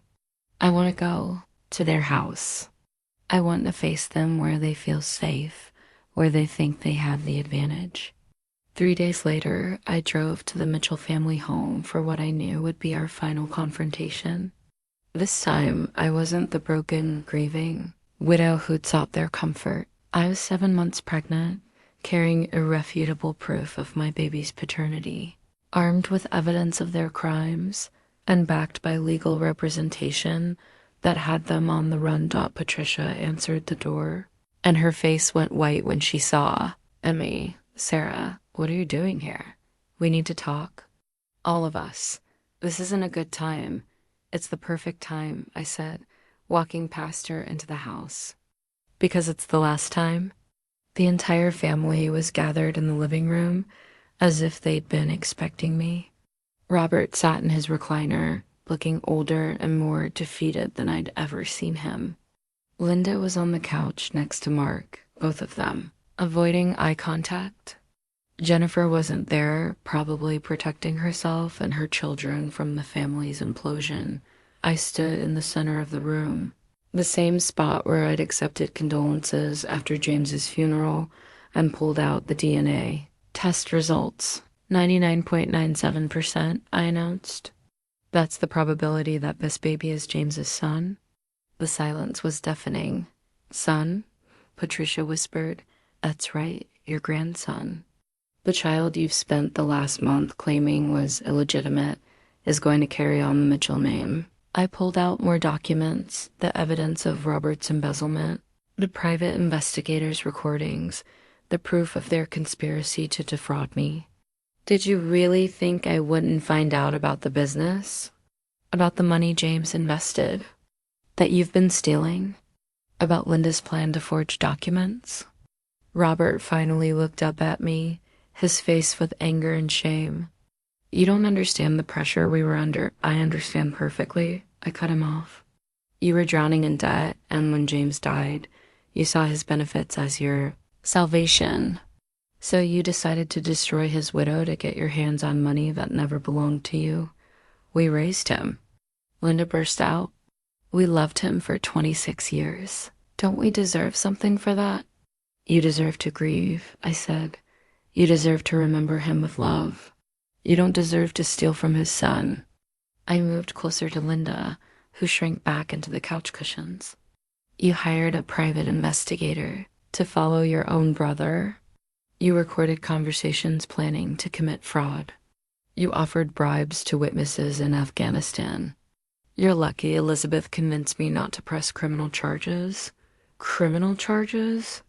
Mark spoke for the first time, his voice shaky. Robert's embezzlement, Linda's conspiracy to commit fraud, Patricia's attempted theft of federal benefits.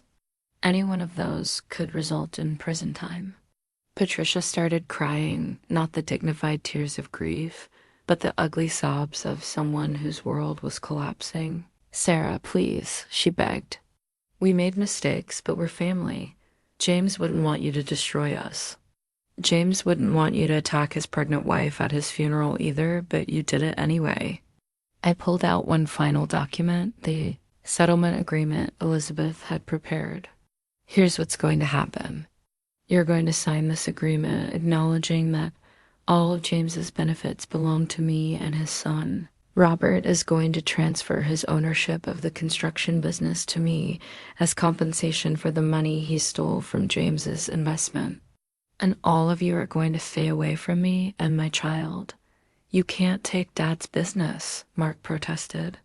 Your father took it from himself when he decided to steal from his dead son, I replied coldly. I'm being generous by not having him arrested. Robert's voice was barely audible. What happens to us? That's not my problem anymore. You should have thought about consequences before you decided to wage war on a grieving widow. I placed the settlement documents on the coffee table. You have 48 hours to sign these and return them to Elizabeth's office. If you don't, we'll proceed with both civil and criminal charges. As I walked toward the door, Patricia called after me one last time. Sarah, wait. I know we handled this badly, but please, that baby is our grandson. Don't keep him from us. Forever. I turned back to face her, and for a moment, I felt genuine sadness for the grandmother my son would never really know. Patricia, you had the chance to be this baby's grandmother. You chose to be his enemy instead. He'll grow up knowing that his father died serving his country and that his father's family tried to steal his inheritance. Which side of that story do you think he'll remember? I left them sitting in their living room with the settlement papers, knowing it was the last time I'd ever set foot in that house. As I drove away, I felt the baby kick strongly, as if celebrating our victory. That's right, little one, I said, placing my hand on my belly. We won. Daddy's family doesn't get to hurt us anymore. For the first time since James died, I felt like I could breathe freely. The war was over, and we had emerged victorious. Not just financially, but morally. We'd proven that truth and justice could prevail over greed and deception. The future stretched ahead of us, uncertain in many ways, but no longer clouded by the Mitchell family's attacks. My son would inherit what his father had left him, and he'd grow up knowing that his mother had fought for his rights when no one else would dot. It wasn't the life I'd planned, but it was a life I could be proud of. The Mitchell family signed the settlement agreement with 6 hours to spare. Elizabeth called me at home to deliver the news, her voice filled with professional satisfaction. They caved completely, she reported. Full acknowledgement of your rights, transfer of the business assets, and a written apology for their actions. Robert's lawyer made it clear that they're terrified of criminal prosecution. What about the business? Is it actually worth anything? That's where things get interesting. I had a forensic accountant review the books, and while Robert has been mismanaging funds, the underlying business is sound. The construction contracts he's secured are actually quite valuable. Once you take control and install proper financial management, you're looking at a company worth at least $400,000. The number stunned me. Combined with James's other benefits, my son would inherit well over $1 million, more than enough to secure his future and mine. But Elizabeth wasn't finished. Sarah, there's something else. During our investigation, we uncovered some information about your parents' accident that you need to know.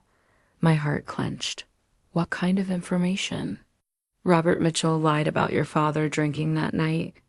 Your father wasn't intoxicated, but someone wanted you to believe he was.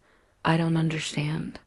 The police report confirms your father was sober, that we found evidence that Linda Mitchell contacted several people in your hometown, spreading rumors about your father's supposed drinking problem.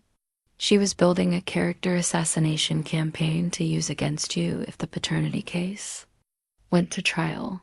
The cruelty of it took my breath away. They've been willing to destroy my memories of my parents to win their case. How far back does this go? I asked. Based on what we found, Linda started investigating your background immediately after James announced your engagement. She hired the same private investigator who later followed James to research your family, your finances, your entire history. I sank into my couch, overwhelmed by the scope of their manipulation. They never accepted me from the beginning. It gets worse. We found emails between Linda and Patricia discussing ways to break up your marriage. They were hoping James would leave you before any children were involved. The revelation hit me like a physical blow. While I'd been trying to build a relationship with James's family, they'd been actively working to destroy my marriage. Elizabeth, how long have you known about this? I only got the complete picture yesterday. Sarah, I'm sorry. I know this is painful to learn. After hanging up, I sat in my apartment trying to process the full scope of the Mitchell family's betrayal. They hadn't just attacked me after James died. They'd been sabotaging my life from the moment I became part of their family. Every cold comment, every excluded conversation, every subtle slight, it had all been intentional. They'd never given our marriage a chance because they'd never wanted it to succeed. My phone rang, startling me from my thoughts. The caller ID showed Amanda Summers.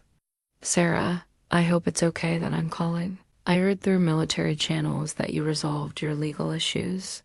News travels fast. Military communities are small.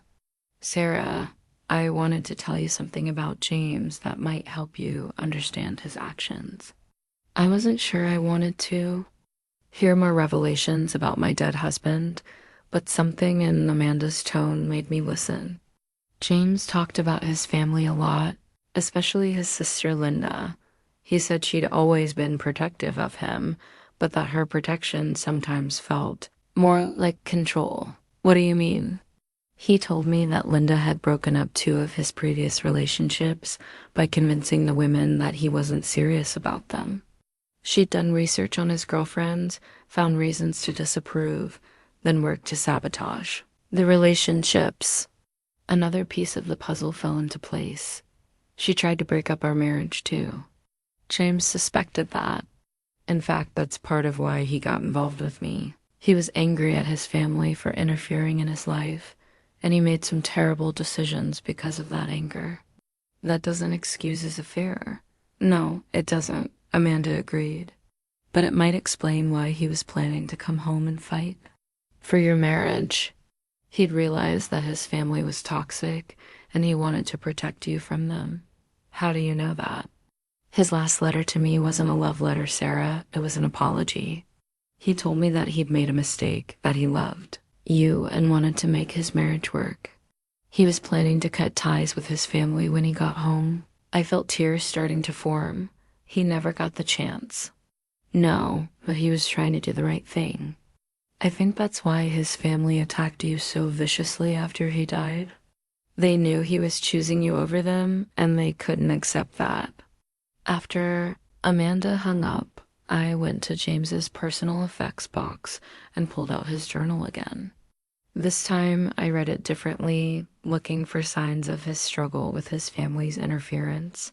I found them. Entry after entry showed James growing increasingly frustrated with his family's attempts to control his life. There were references to arguments with Linda about his marriage, complaints about his father's financial demands, and growing resentment about their expectations. His final entry, written just days before he died, was a resolution. When I get home, Sarah and I are moving away from here. I can't let my family poison what we have. She deserves better than their interference, and our baby deserves to grow up free from their manipulation. James had been planning to protect us from his family. He had recognized their toxicity and was prepared to cut ties with them to save our marriage, but they'd killed him before he could come home and follow through on that plan. That evening, I made a decision that felt both painful and liberating. I wrote a letter to my unborn son, explaining his father's family and the choices I'd made to protect him from them. Your father wasn't perfect, I wrote. He made mistakes that hurt people, including me. But in the end, he was trying to do the right thing.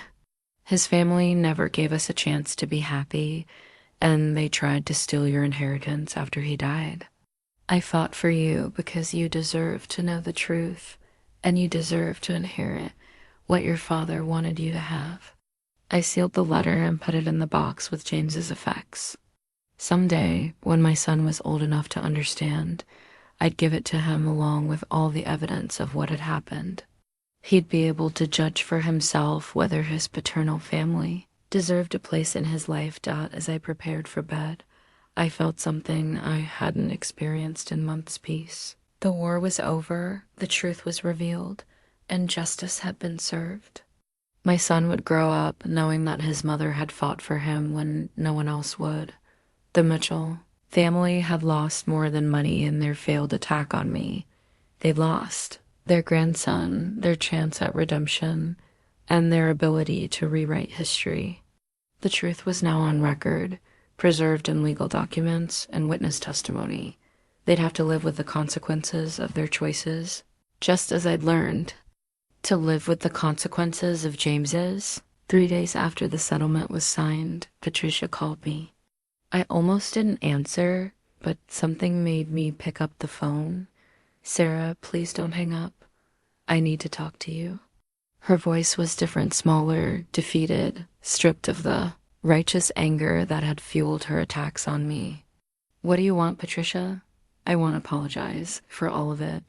For what we said at the funeral, for questioning the baby's paternity, for trying to take what belonged to you. I waited for the catch, the manipulation, the attempt to guilt me into forgiveness. I know you have no reason to believe me, she continued, but I need you to know that we were wrong. Completely wrong. Yes, you were. Sarah, I lost my son. I know that doesn't excuse what we did, but when James died, I went crazy with grief. And when Linda told me about the timing of your pregnancy, I let that grief turn into something ugly. Patricia, the timing was never wrong. You could have checked the facts instead of assuming the worst about me. I know, but it was easier to blame you than to accept that James was gone. If I could prove you were lying about something, maybe I could prove his death wasn't real either. The raw honesty in her voice caught me off guard. I'd expected manipulation, not genuine introspection. What changed your mind? I asked. Linda confessed everything.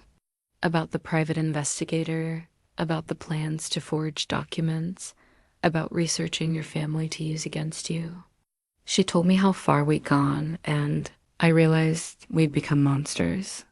I sat down heavily, my pregnant belly making simple movements difficult. Patricia, what you did to me was unforgivable. But what you did to yourselves was worse. I know. We destroyed any chance of having a relationship with our grandson because we were too greedy and too hurt to think straight. It wasn't just greed.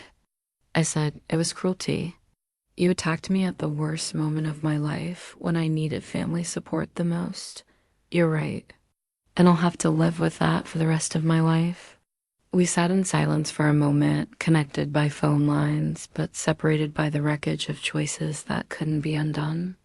Patricia, what did you really call to say? I called to ask if there's any way, any possibility that you might someday let us be part of our grandson's life.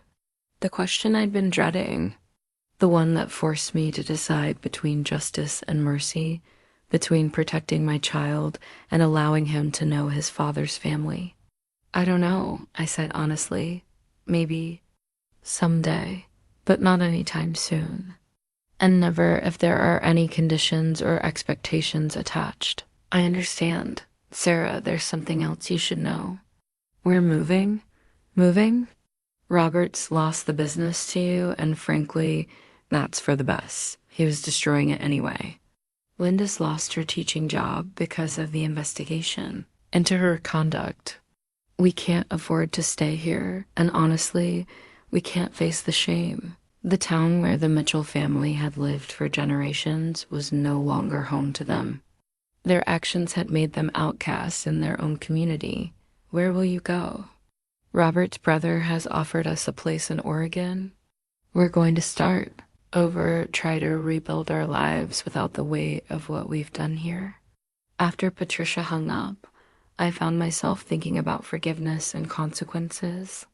The Mitchell family was losing everything, their home, their business, their community standing, their grandson.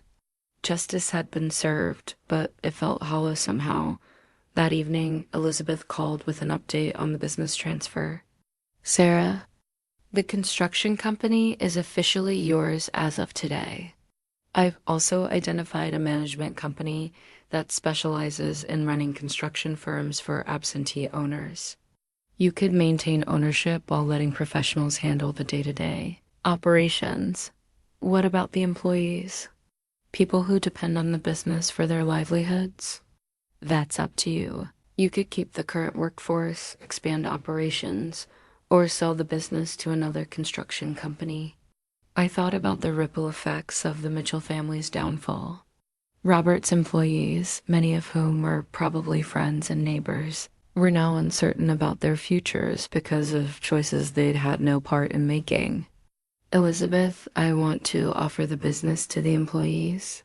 Set up an employee ownership plan where they can buy it from me over time. That way they keep their jobs and I recover my investment without destroying their livelihoods. That's very generous, Sarah. It's practical. I don't want to run a construction company, and I don't want to be responsible for other people's unemployment because of Robert's crimes. 2 days later, I received an unexpected visitor. Linda Mitchell stood at my door, looking 10 years older than she had just a month before. Sarah, I know you probably don't want to see me, but I needed to come apologize in person. Linda, there's nothing you can say that will change what happened. I know, but I need to say it anyway, for my own conscience, if nothing else. I reluctantly let her in, and she sat on the edge of my couch like she might flee at any moment. I was wrong about everything, she said.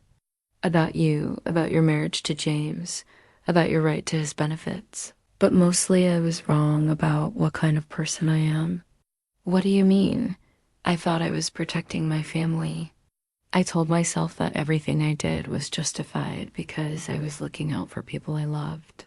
But what I really was doing was trying to control everyone around me. You hired a private investigator to follow your own brother because I couldn't accept that he'd made choices I didn't approve of. I'd been controlling James's relationships for years, convincing him that the women he dated weren't good enough. When he married you despite my disapproval, I couldn't handle it. Linda's confession confirmed what Amanda had told me about James's previous relationships. So you decided to destroy our marriage. I thought I was saving him from making a mistake. But what I was really doing was making sure that no woman could ever come between James and his family, between James and me. The honesty was brutal and uncomfortable. Linda, why are you telling me this? Because you deserve to know the truth, and because I want you to understand that James really did love you. Whatever mistakes he made in Afghanistan, he was fighting against my influence when he made them. That doesn't excuse his affair. No, it doesn't. But it might help you understand that he was trying to break free from the pattern I'd created. In his life, the affair was rebellion as much as betrayal. After Linda left, I sat in my apartment thinking about the complexity of family relationships, manipulation, and the long-term consequences of trying to control other people's lives. The Mitchell family had destroyed themselves through their own actions, but their story was also a cautionary tale about what happens when love becomes possessive, when protection becomes control, and when grief becomes an excuse for cruelty. I placed my hand on my belly, feeling my son move restlessly inside me. I won't make their mistakes, I promised him. I love you and protect you, but I won't try to control your life. You'll be free to make your own choices, even if I don't agree with them. The baby kicked strongly, as if approving of my promise. In just a few weeks, he'd be born into a world where his mother had fought for his rights and his future. He'd grow up knowing that love doesn't have to come with conditions and that family doesn't have to mean control. A week after Linda's visit, I made a decision that surprised even me. I joined a support group for military widows.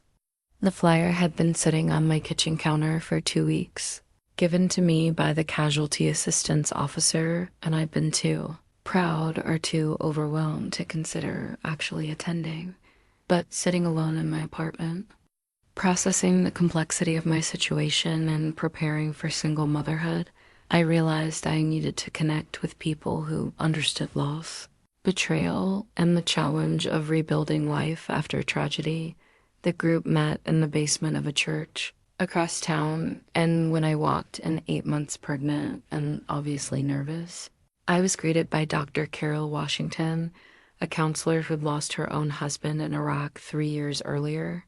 "You must be Sarah," she said warmly. "We're so glad you decided to join us."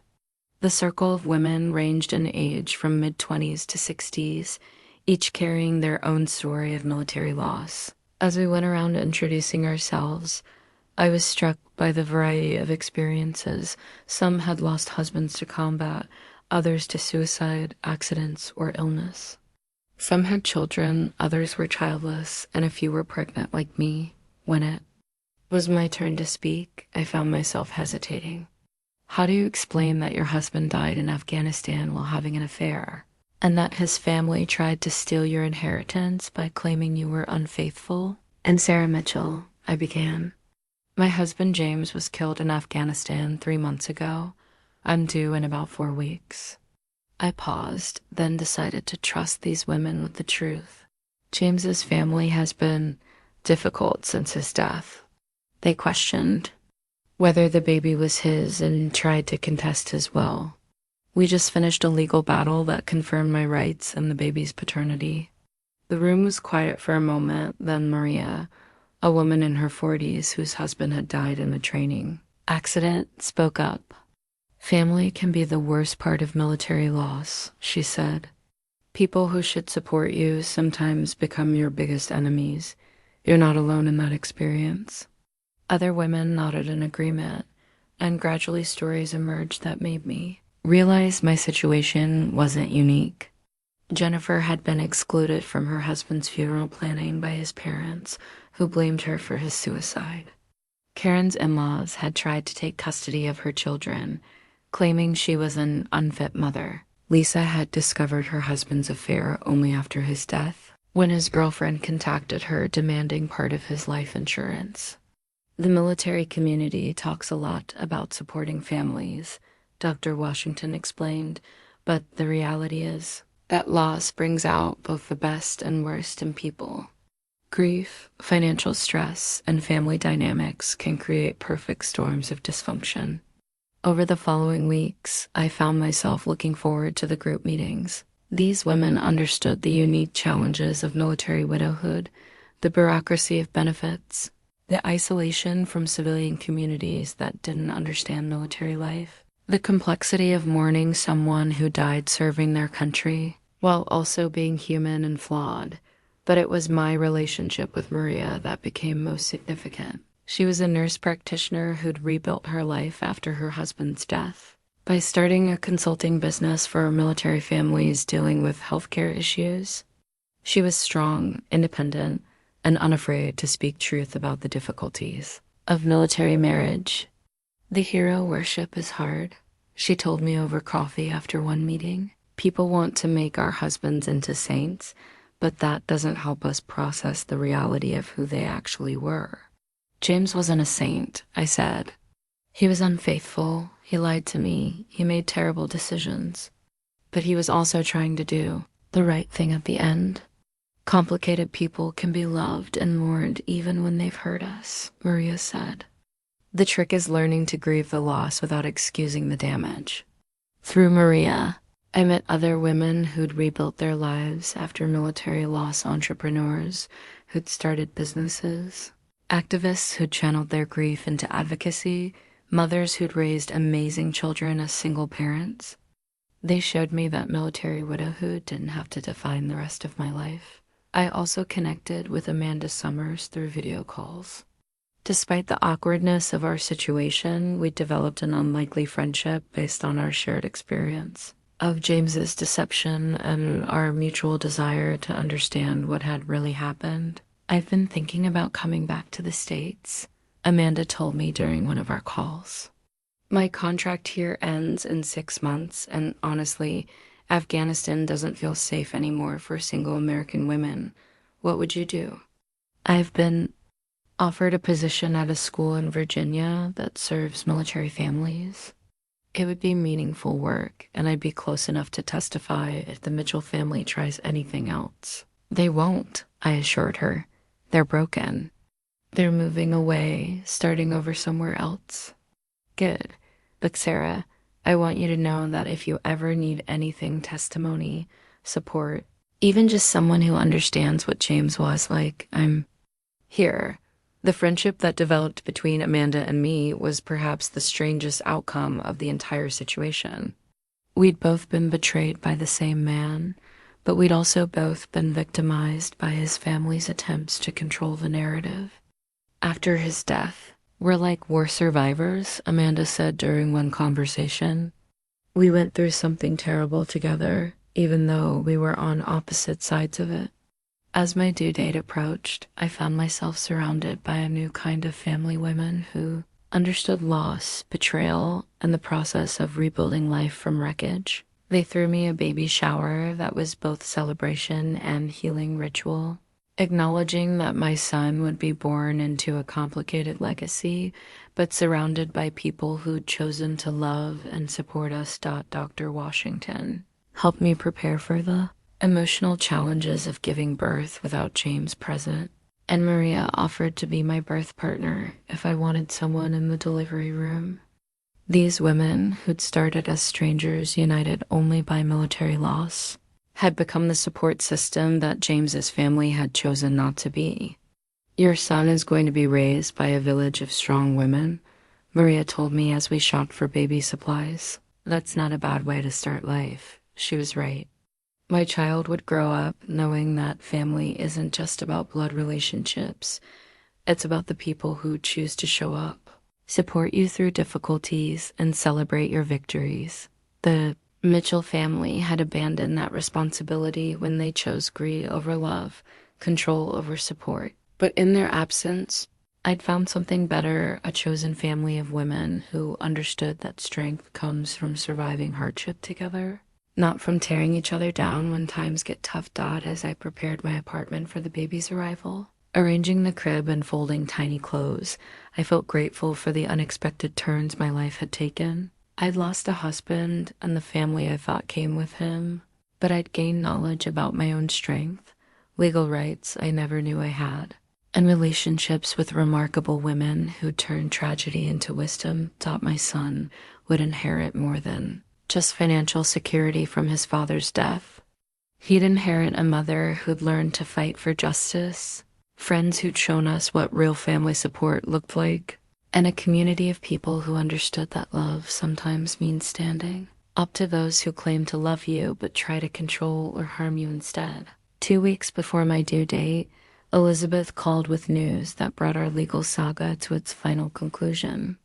Sarah, the criminal investigation into Robert Mitchell's embezzlement is complete. The prosecutor has decided to file charges. I sat, dumb heavily, my pregnancy making every movement deliberate and careful. I thought we'd agreed not to pursue criminal charges as part of the settlement. You agreed not to file a civil complaint for the business fraud, but the military benefits, fraud, and the attempted witness tampering in Afghanistan fall under federal jurisdiction. Amanda Summers filed a complaint with the FBI about the family's attempts to bribe her. The news was both satisfying and unsettling. I'd wanted justice, but I hadn't expected it to continue escalating even after our settlement. What does this mean for them? Robert is facing federal charges for benefit fraud. Linda could be charged with conspiracy and attempted witness tampering. Patricia might avoid charges, but she'd likely be called as a witness. I felt a complex mixture of vindication and sadness. The Mitchell family's attacks on me had been so systematic, so cruel, that they'd crossed from civil matters into criminal territory. Elizabeth, I need to ask you something. Did their treatment of me really constitute federal crimes, or is this prosecutorial overreach? Sarah, they attempted to defraud the federal government of military benefits through false accusations against a military widow. They tried to bribe an international witness. They forged documents to support their fraud case. These are serious crimes that affect the integrity of the military benefits system. That afternoon, I received an unexpected call from Agent Jennifer Martinez of the FBI. Mrs. Mitchell, I'm calling to let you know that we've arrested Robert and Linda Mitchell on federal charges. You may be contacted by defense attorneys, and you'll likely be called as a witness when the case goes to trial. Agent Martinez, how did this become a federal case? Military benefits fraud is always federal, but what really caught our attention was the international aspect. When they attempted to bribe Amanda Summers in Afghanistan, they committed a crime that crosses international boundaries. That makes it a federal matter. The scope of the Mitchell family's crimes was broader than I realized. They hadn't just attacked me. They'd attacked the integrity of systems designed to protect military families. What kind of sentences are they looking at? If convicted on all charges, Robert could face 5 to 10 years in federal prison. Linda could face 3 to 7 years. The business fraud alone carries a mandatory minimum sentence. After hanging up, I sat in my quiet apartment trying to process the magnitude of what was happening. The family that had tried to destroy me was now facing federal prison time. Their attempt to steal my inheritance had exposed a pattern of criminal behavior that went far beyond our personal conflict. That evening, Patricia called me one last time. Sarah, I know you probably don't want to hear from me, but I need you to know that Robert and Linda have been arrested. I heard. I also need you to know that I had no idea how far they'd gone. The forged documents, the attempts to bribe Amanda, I didn't know about any of that until the FBI showed me the evidence. Patricia, what do you want me to say? I want to ask you not to testify against them. The request was so outrageous that I almost laughed. You want me to protect the people who tried to destroy my life. I want you to show mercy. Robert is 68 years old. Prison could kill him. And Linda, she's already lost everything. Her job, her reputation, her future. They should have thought about consequences before they decided to commit federal crimes. Sarah, please, I'm begging you. Whatever they did wrong, they're still James's father and sister. Don't you think James would want you to show forgiveness? The manipulation was breathtaking in its audacity. Even now, facing the complete destruction of her family, Patricia was trying to guilt me into protecting the people who'd victimized. Patricia, James would want me to protect our son from people who would steal his inheritance and destroy his mother's reputation. He wouldn't want me to enable criminals. But the money is all yours now. You won. Can't that be enough? It was never about the money, I said firmly. It was about justice. It was about making sure that what they did to me doesn't happen to other military widows. 3 days later, the local newspaper ran a front-page story about the arrests. Local, family charged in military benefits fraud. The article detailed the scope of the Mitchell family's crimes and their attempts to defraud both me and the federal government. Reading about our private nightmare in the newspaper was surreal, but it also felt validating. The community that had watched them humiliate me at James's funeral was now seeing the truth about who the real villains were. My phone rang constantly. That day, neighbors, acquaintances, even people I barely knew calling to express support and apologize for believing the Mitchell family's lies about me. "Sarah, I'm so sorry," said Mrs. Henderson, James's former teacher. "We should have known better than to believe those terrible things they said about you." "I can't believe we fell for their lies," said another caller. "You were grieving and they attacked you. It's unforgivable." The community support was overwhelming and healing in ways I hadn't expected. People who'd whispered about me after the funeral were now publicly defending me, donating baby supplies and offering help with childcare. 2 weeks later, Elizabeth called with the final update. The plea negotiations are complete. Robert Mitchell has agreed to plead guilty to all charges in exchange for a reduced sentence. He'll serve 4 years in federal prison and pay full restitution for the embezzled funds. Linda Mitchell has also agreed to plead guilty. She served 2 years and performed community service. What about Patricia? No charges. The prosecution determined that while she participated in the conspiracy, she wasn't the architect of it. She'll likely testify against her husband and daughter as part of their plea agreements. Justice had been served, but it felt complicated. The Mitchell family was broken. Robert would spend his final healthy years in prison. Linda's career was destroyed, and Patricia would have to live with the knowledge that her husband and daughter were criminals. "Elizabeth, I need to ask you something. Do you think I did the right thing, pursuing this so aggressively?" "Sarah, you didn't pursue anything aggressively.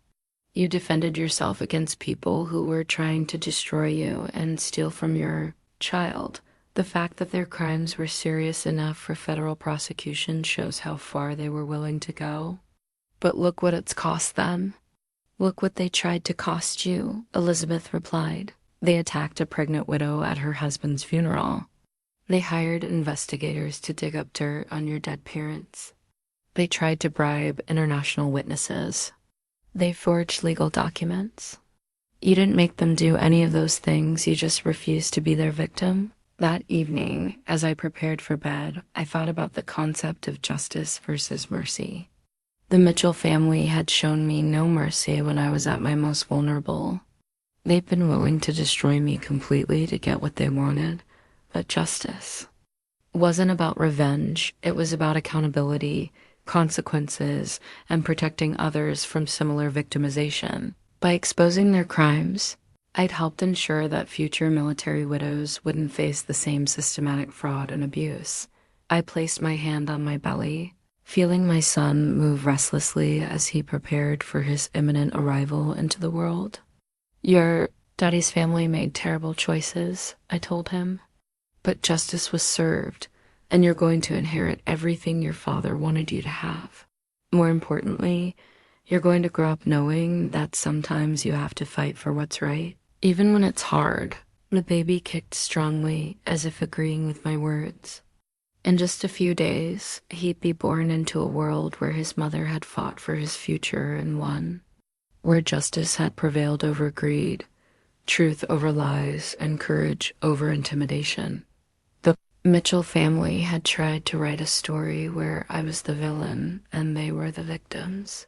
Instead, they'd created a story where their own choices led to their downfall, and where a pregnant widow's refusal to be victimized had exposed a criminal. Conspiracy. It wasn't the ending anyone had planned, but it was the ending that justice demanded.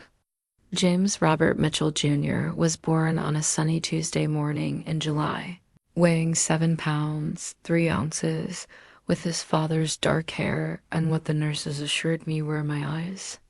As I held him for the first time, studying his perfect little face, I felt a peace I hadn't experienced since learning of James's death. "He looks just like his daddy," whispered Maria, who'd been my birth partner when my labor started suddenly in the middle of the night. No one could ever question whose child this is. She was right. My son was unmistakably a Mitchell, with a strong jaw and distinctive eyebrows that marked James's family lineage. The DNA test had been scientific proof, but this was visual confirmation that would satisfy even the most. Skeptical observer Dr. Washington and several women from the support group visited us in the hospital, bringing flowers, baby clothes, and the kind of warm support that should have come from family. Amanda had sent a beautiful hand-carved wooden toy from Afghanistan, along with a note that simply said, "For James's son, with love from someone who knew his father." As I nursed my son that first night, I found myself talking to him about his father, not the man who'd had an affair, but the man who'd loved me enough to plan our future together despite his family's interference. "Your daddy was complicated," I told him.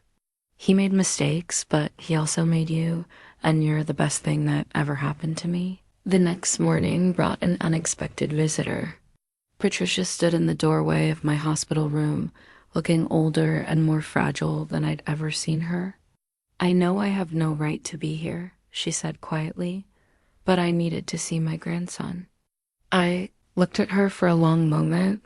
This woman who tried to destroy me, who is now alone while her husband and daughter face prison sentences for their crimes.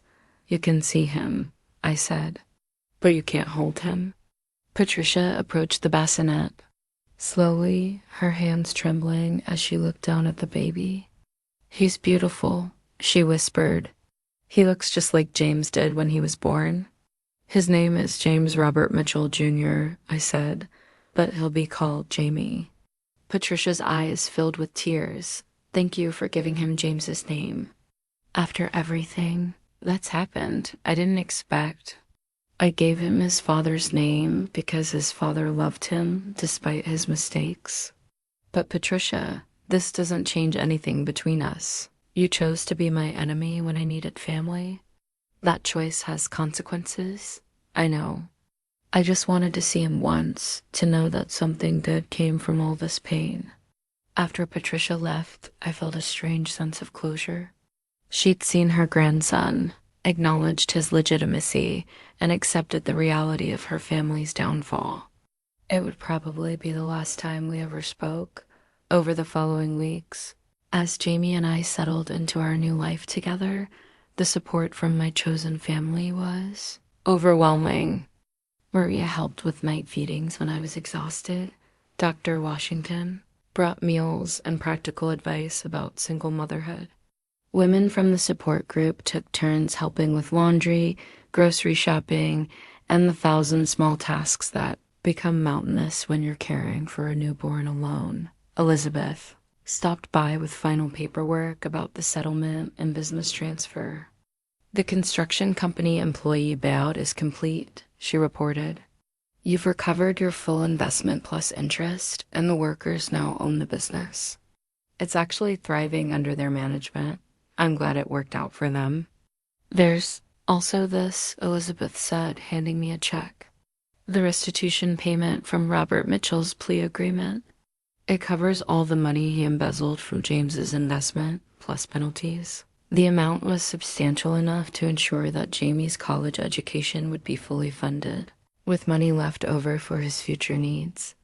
Elizabeth, what happens to the Mitchell family now? Robert reports to federal prison next month. Linda starts her sentence in 6 weeks. Patricia will live alone in a small apartment in Oregon, supported by Social Security and whatever family charity she can find. The complete destruction of the family that had tried to destroy me should have felt satisfying, but instead it felt sobering. Their choices had consequences that extended far beyond our conflict marriages broken. Relationships severed, futures ruined as Jamie grew from newborn to infant. I found myself documenting everything for him: his first smile, his first laugh, the way he grabbed at toys and studied faces with intense concentration. I wanted him to have a complete record of his early life, since his father couldn't be there to witness it. I also continued writing letters to him about his family history, explaining the events that had shaped his early life and the people who'd been part of his story. Your paternal grandparents made terrible choices, I wrote in one letter. They let grief and greed turn them into people I don't think they really wanted to be. But your father's family also showed you what not to do, how not to treat people you cling to love, how not to handle conflict, how not to let desperation drive you to hurt others.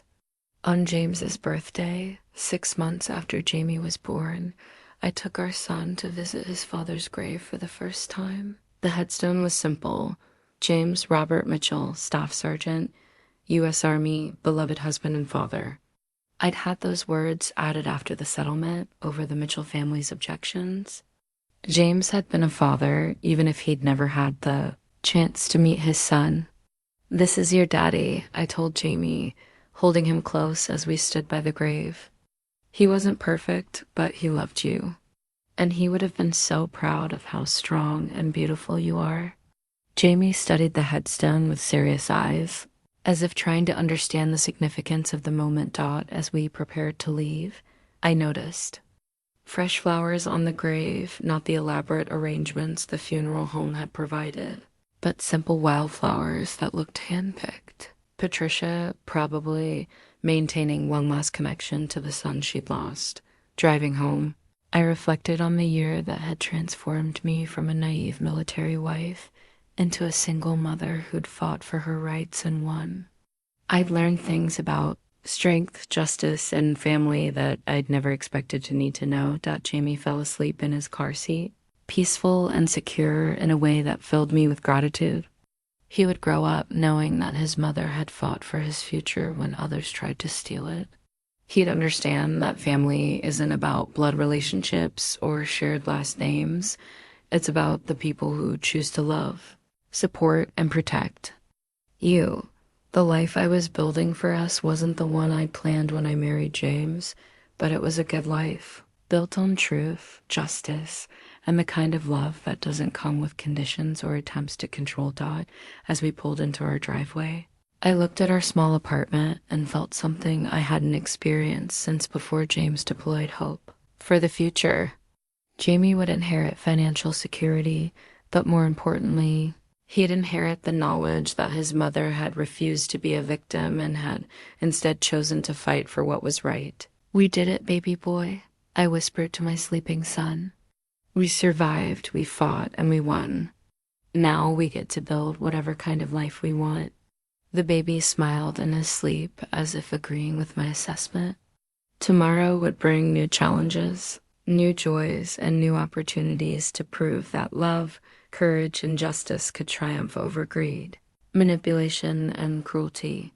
But tonight, as I carried my son into our home, I felt complete in a way I hadn't since James died. We were family, just the two of us, supported by friends who'd chosen to love us, protected by laws that recognized our rights, and strengthened by the knowledge that we'd face the worst people could do to us and emerge victorious.